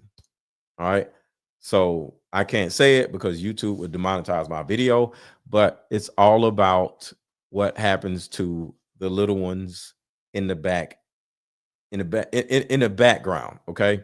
So this isn't really about Charlie Kirk. This is about what Tyler Boyer and what these preachers and what these pastors are doing in the background. And they're utilizing Charlie Kirk and Turning Point USA as an umbrella in order to hide the disgusting things that they've been doing in Romania and these other countries, along with in America.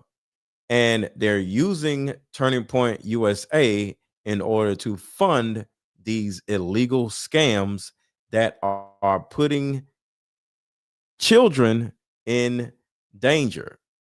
So I even got something else that Erica Kirk is doing. And I stopped this for a second because somebody in the chat was like, yo, what's your movement? I like questions like that because I think it's important for you to ask the people that you're following, what do they believe in? You know what I'm saying? So you asked me what I believe in. I appreciate that because I love talking about what I believe in. So right here is what I believe in. Erica Kirk recently announced a groundbreaking $175 million contract to launch the Kirk Academy of Hope in Chicago. Remember, this is the same woman that was running around doing something, I would say, with orphans in Romania. All right. She loves doing stuff with orphans, which is weird. Intended as the city's first ever boarding school for orphans and homeless students. All of these people always find themselves around orphans. And that is the reason why I'm talking about this. This isn't about Charlie Kirk. This is about what everybody around Charlie Kirk is trying to deviously and diabolically accomplish. And we're not standing for it. We'll get back to the tax stuff, but I want to talk about this for a second because I need the new people to know why I'm doing this so everybody is clear. Erica Kirk, or Erica Francis, Romanian Angels organization, which was an organization that was linked with the U.S. military and accused of trafficking in Romania. Now, since this issue started going viral, pop-ups like this, which I have never seen before in my entire life, have started showing up on Google. So utilizing Google to try and find this information is probably not going to deem fruitful. The main sources we're going to use today, and I will post the articles right here, are G4 Media, Active News, and, excuse me, I'm going to try and pronounce this, Stripent Ruviata, which are all Romanian news organizations, as well as a video posted to the video sharing site Vimeo, V-I-M-E-O, that features Erica Kirk talking about this organization directly. So this whole thing is not about Charlie Kirk specifically. It's about what they've done to Charlie Kirk in order to hide this stuff, okay, including Erica Kirk. So virtually, I would say the majority of these people, they either want to be pastors or they're ex-military or they're ex-military pastors. And all they damn want to do is go do stuff with tadpoles in other countries because the other countries can't stop them because they're third world countries. Now, that Vimeo video is about 3 minutes long. So for the sake of time, I'm not going to play it, but I do encourage you to go look it up while it is still available because it's posted on her personal Vimeo page at Erica France V. It's titled Romanian Angels. So just to go over timelines here, in 2012, Erica Kirk, then Erica France V, competed in the 2012 Miss USA pageant as Miss Arizona, started working for Donald Trump, and then immediately after that went to Romania and posted this following video on her Vimeo page 12 years ago. Okay, so this video was posted 12 years ago on her personal page, and most of the video is just clips of her giving gifts to orphans. However, I want to pay attention to this thank you message at the end that thanks Colonel Busher, because his name is going to come up again. Essentially, Romanian Angels was an organization that connected Romanian orphans to members of the U.S. military, and under the guise of giving them gifts. The person and the organization that she thanks at the end of that. So y'all hear that, right? She's in Romania sending little orphans or young orphans, you know, different ages, to a base that is in Romania. Why? You know why. Video, Colonel Busher and Associa United Hands Romania have proven ties to child traffic lights at multiple different points of their time in Romania. According to ctnews.ro, Associa United Hands Romania had close ties with the U.S. military at the Black Sea Rotational Force 17.1 and at the Mihal Kogalsanu military base. It says, a former translator from the American base in Kogalsanu accuses a real brothel operated here where tadpoles were brought in. The woman filed a criminal complaint with DICOT, D-I-I-C-O-T, requesting that the Kogalsanu file be connected to the Carousel Develsalu file. DICOT is the branch of the Romanian government that investigates organized crime. Now, for background, the Carousel Develsalu file was a criminal case in which a 18-year-old girl and a 15-year-old girl, Louisa and Alexandra, respectively, disappeared under alarming circumstances, shockingly close to a U.S. military base in Romania. And when they caught the person that they accused of kidnapping both girls, the locals had said that that man had close ties with the U.S. military base in Romania. Now, backing it up to Colonel Busher of the U.S. Army, Erica's bestie. Erica's bestie. Erica's bestie. Now, mind you, Erica Kirk is 17 or 18 years old at this time. Why is Colonel Busher, an old ass man, that's the colonel of the army, Erica's bestie? Can an 18-year-old girl be best friends with a 40-some-year-old colonel of the military, y'all? Y'all answer that real quick. If you had an 18-year-old daughter and she told you her bestie was a 40, 50-year-old colonel of the military, what are you going to think is happening? Is that normal for an 18, 17-year-old girl to be best friends with a colonel and he's like 40, 50 years old? So I just want to make sure y'all have the context of the he's my bestie. Are you serious?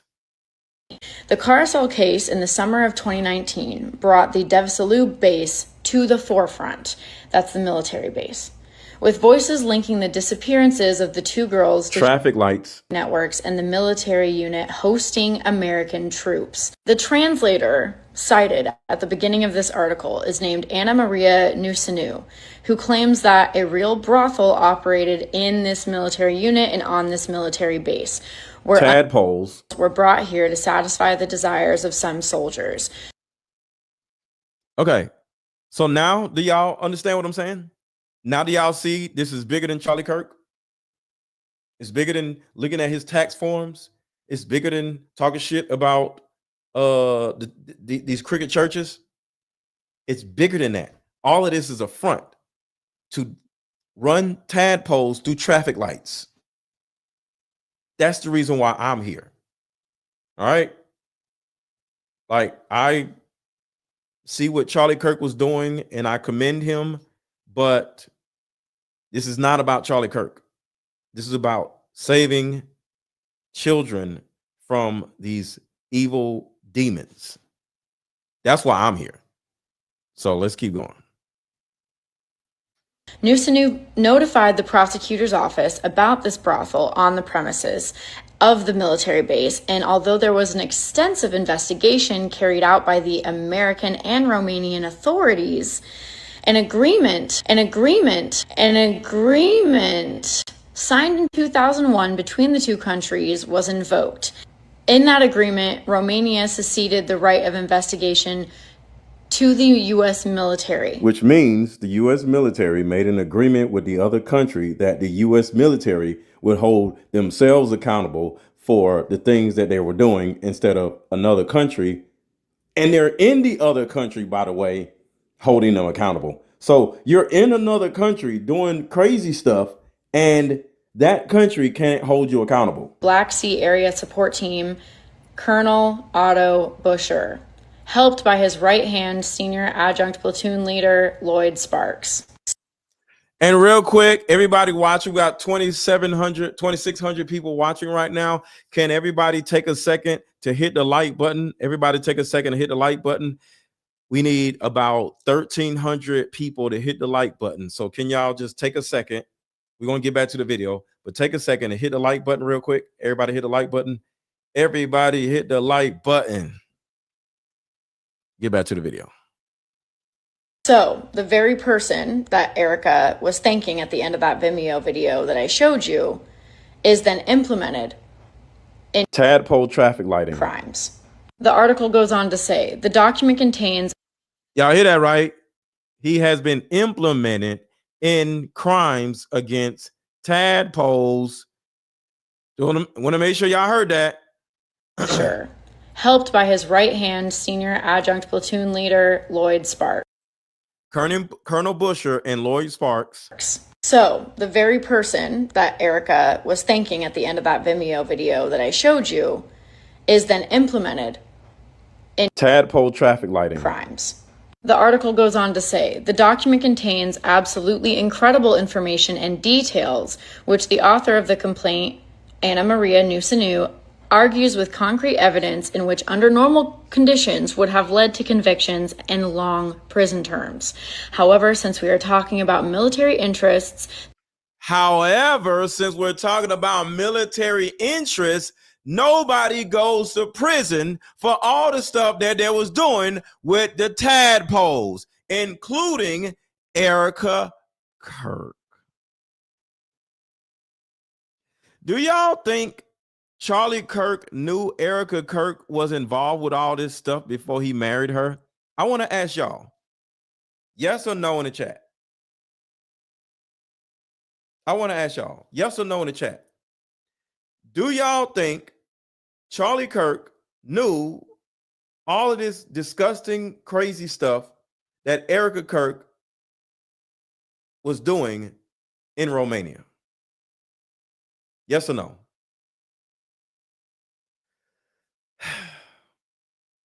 I want to say no, but what if he did? I don't know.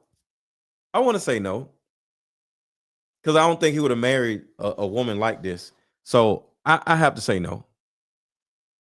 the U.S. and NATO, these are forces that always try to put these matters on the back burner whenever such scandals explode in the public space, the journalist writes. The case was effectively buried when the Americans invoked this agreement that they had with Romania that essentially prohibits Romanian authorities from investigating these crimes and hands over all investigative authority to the United States military. Here is another article from activenews.ro that provides further proof that Colonel Otto Busher, the person that Erica thanked for helping her with the orphans, was directly involved in these trafficking crimes. In that article, there are translations of his messages where he is negotiating prices for a bag of tadpoles. So at the very least, y'all heard that right?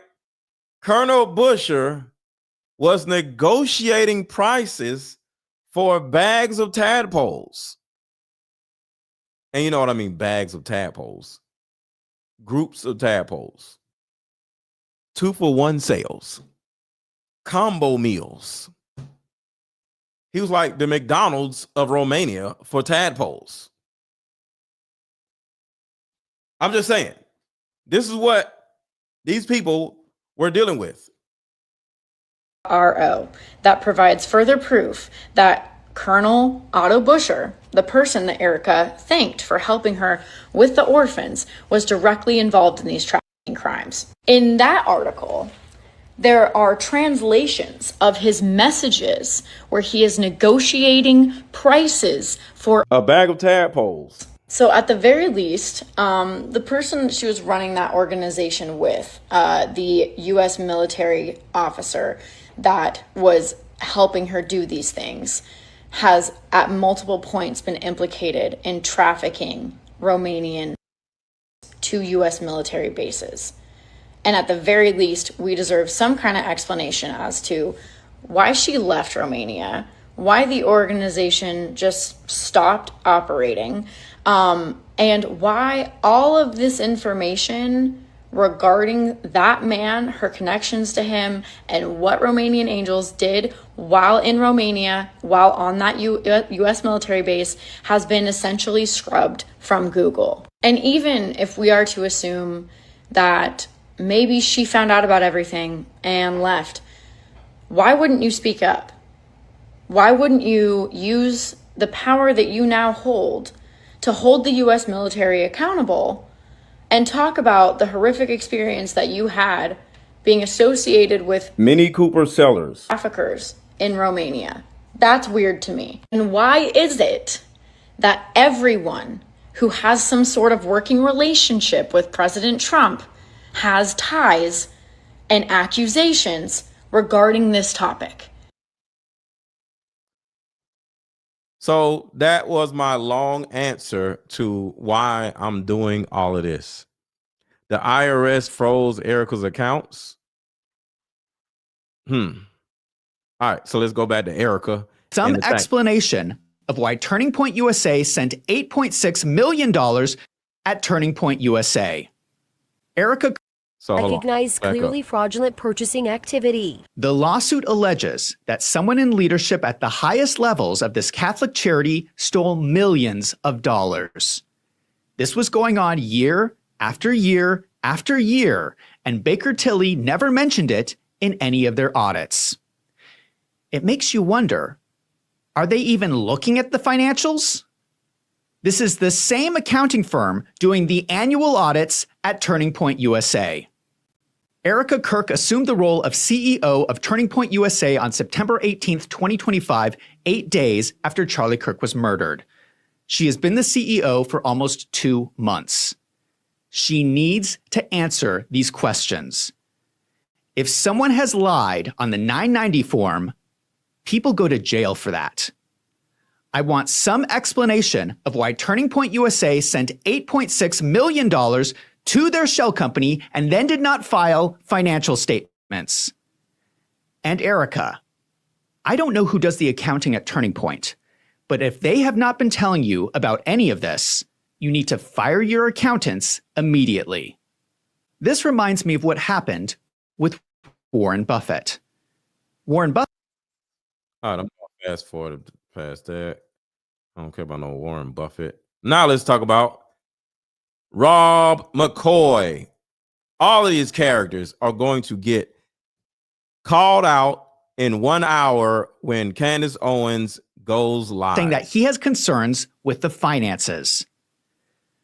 The problem with having multiple shell companies like this is that it becomes very easy for your employees to steal from the organization. There's a person who works with Turning Point USA named Rob McCoy. There you go. He is the co-chair of TPUSA Faith. The first indication that something was not right with Rob McCoy was the speech he gave at Charlie Kirk's memorial service. Rob McCoy uses his speech at the memorial service to announce himself as America's pastor. In a conversation with Charlie in the green room in Korea, he said something to me that he'd said a number of times. He said, he kept calling me his pastor, and I stopped him.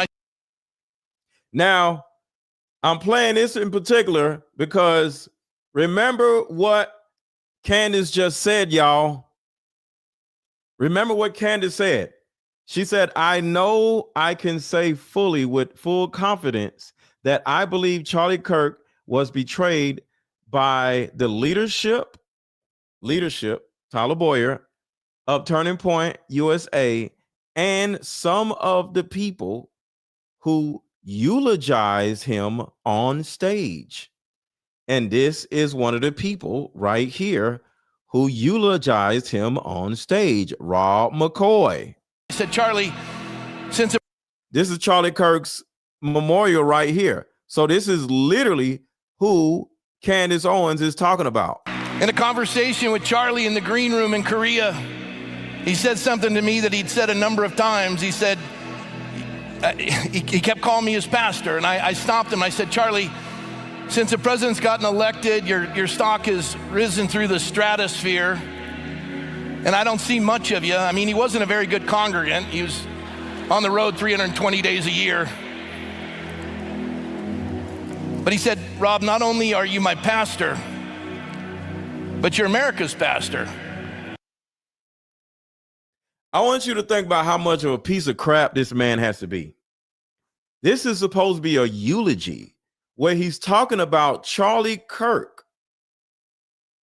But this idiot is up there talking about, hey, the guy that we allegedly unalived called me America's pastor. What? Why are you talking about yourself trying to get people to think you're America's pastor, and this man is dying and you're supposed to be saying something about him? You want to talk about yourself. You're there trying to promote yourself as America's pastor. You're trying to set a narrative in front of 277,000 people to get them to see you as America's pastor also. And anybody wonders why they got rid of Charlie? Because they're trying to take his life under his umbrella. This man is disgusting. But in less than an hour, Candace Owens is going to tear all their asses up. I said, Charlie, since the president's gotten elected, your stock has risen through the stratosphere, and I don't see much of you. I mean, he wasn't a very good congregant. He was on the road 320 days a year. But he said, Rob, not only are you my pastor, but you're America's pastor. And I said, Charlie, if we were at a tabling event on a campus where you had the table and said, prove me wrong, I'd win. And he looked at me with that sheepish grin that he always has. Doggone it if he wasn't right. I mean, I wasn't America's pastor 2 minutes ago, and I won't be after this, but for right now, he proved me wrong.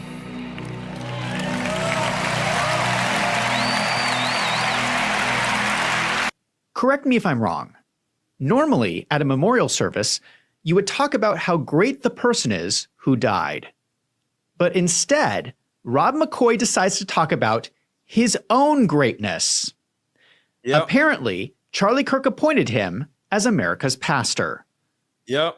Personally, I find this gross and egotistical. Yep. This doesn't seem very Christian-like to me. I am an American, and I'm a Christian, and I can tell you this, Rob McCoy, you are not my pastor. Let me know in the comments down below, am I the only person who finds it strange that Rob McCoy would use the memorial service to call himself America's pastor? A lot of people have made the connection that Rob McCoy's son, Mikey McCoy, was Charlie Kirk's chief of staff. And how is this little boy, Charlie Kirk's chief of staff, where all he has done thus far is walk around filming Charlie Kirk at his events? But he's chief of staff and is a conflict of interest. If your pastor is, if you have a pastor and then he literally is under Turning Point Faith, so that means your pastor is working for you under Turning Point Faith. This is a fact. He is under Turning Point Faith. And his son is working for Turning Point USA. That is a direct conflict of interest. And this is one of the reasons why so much money is getting funneled all over the damn place. You can't have a father and son work in the same company. Not at a higher level. You know, a father and son can work for the same company, but they can't both be leaders of the company, is what I'm saying. That is a red flag. Yes. In the accounting world, you do not want two family members in leadership positions. One of the greatest threats in accounting is if two people work together to get around accounting internal controls. For instance, if you have two family members in senior positions, one person can make a fake expense request, the second person can approve it, and the accounting system will not know that anything is wrong. Now, we do not know for sure that Rob McCoy and Mikey McCoy were stealing money from Turning Point USA. All I am saying is that it is a red flag. Another red flag is someone named John McGovern. All right, so he was wrong about John McGovern. That's not John McGovern. Shout out to him though. He's doing a good job, but this is John McGovern, not that dude.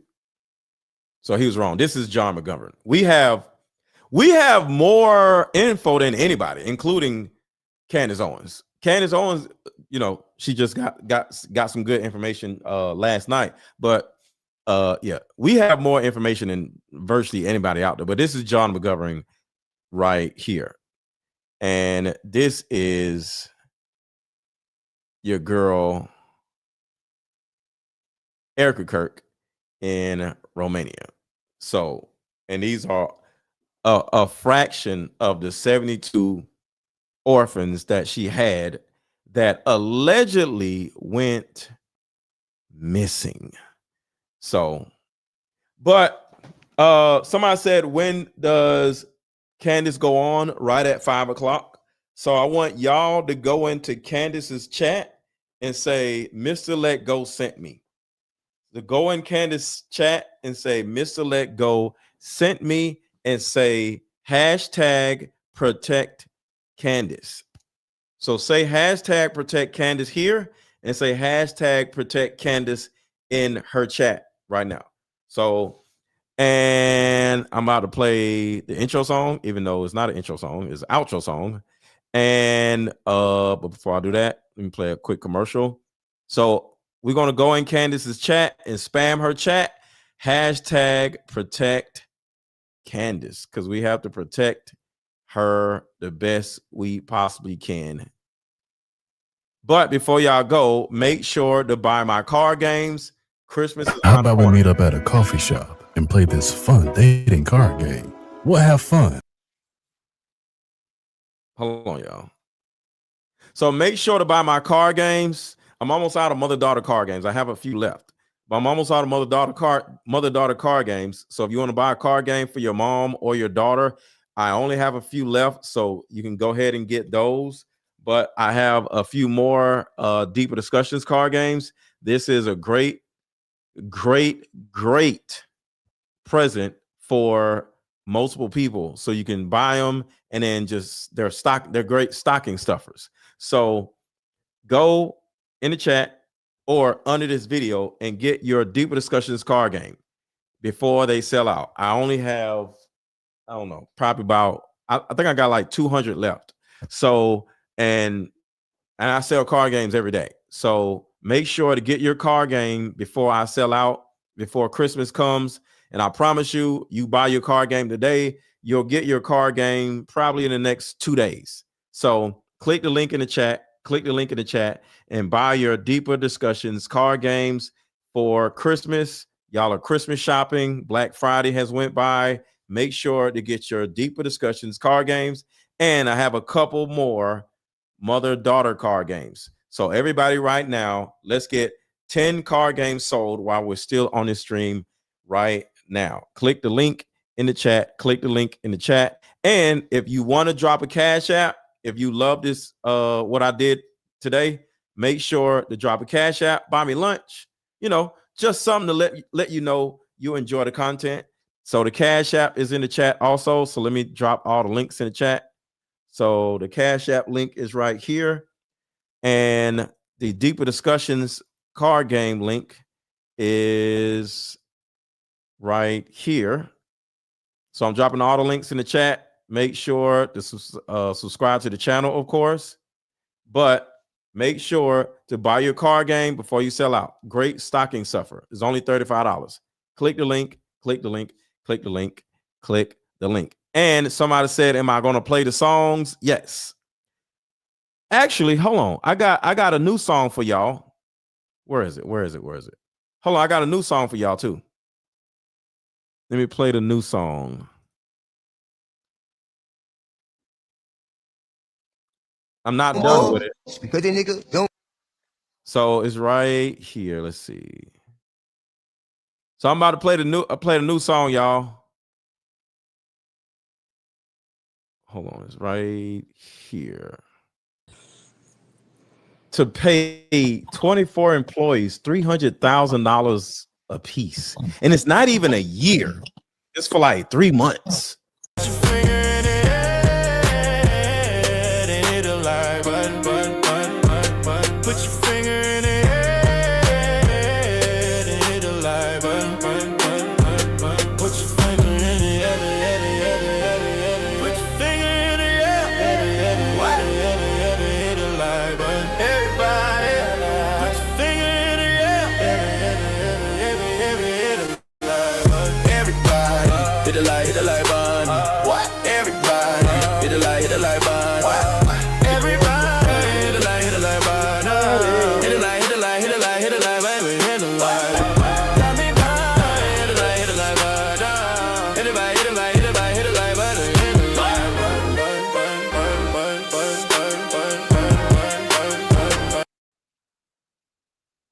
All right, I'm going to play all of them back to back. I'm going to play the Scooby-Doo one after this one. Everybody hit the like button. Make sure to hit the like button. Hit the like button. Everybody hit the like button. Everybody hit the like button. Everybody hit the like button. Everybody hit the like button. If you got something to say, drop it in the comments. Don't be acting afraid. What? Everybody hit the like button. Everybody hit the like button. If you got something to say, drop it in the comments. Don't be acting afraid. Drop your city in the chat. Let me know you at. Drop your city in the chat. Let me know you at. Drop your city in the chat. Let me know you at. Drop your city.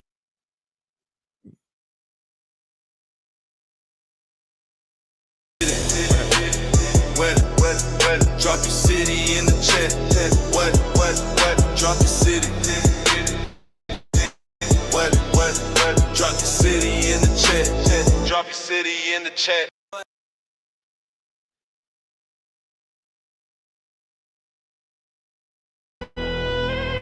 Scooby-Doo, McCoy.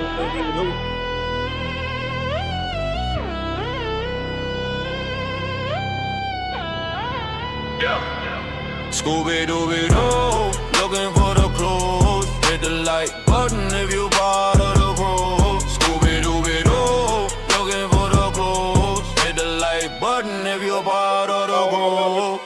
Yeah, black or white, red or blue. We all stuck together like gorilla super glue. Yo, Scooby-Dooby-Doo, looking for the clues. Hit the like button if you part of the crew. Hit the like button and tell me where you from. Hit the like button and tell me where you from. Hit the like button and tell me where you from. Hit the like button. Hit the like button and tell me where you from. Hit the like button and tell me where you from. Hit the like button and tell me where you from.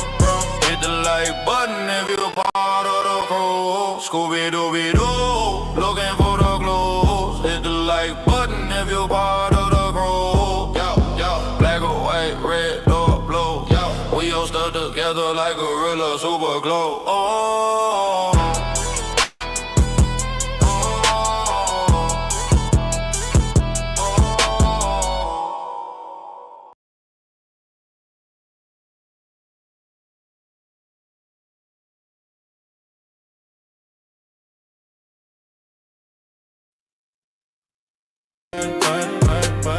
Put your finger in it.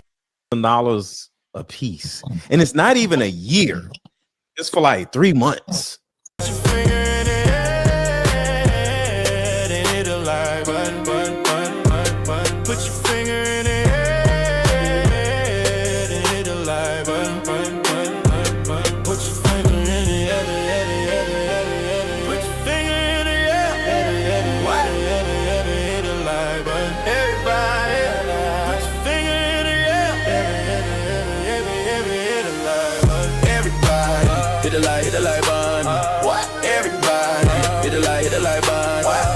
Everybody, hit the like button.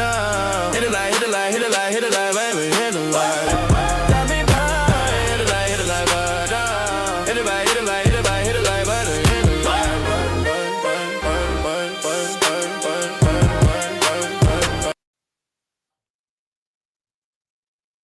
So which one y'all like the best? Which one y'all like the best? Which one y'all like the best? The first, the Scooby-Doo. The name of the songs are Scooby-Doo song, Hit the Like Button, and Put Your Finger in the Air.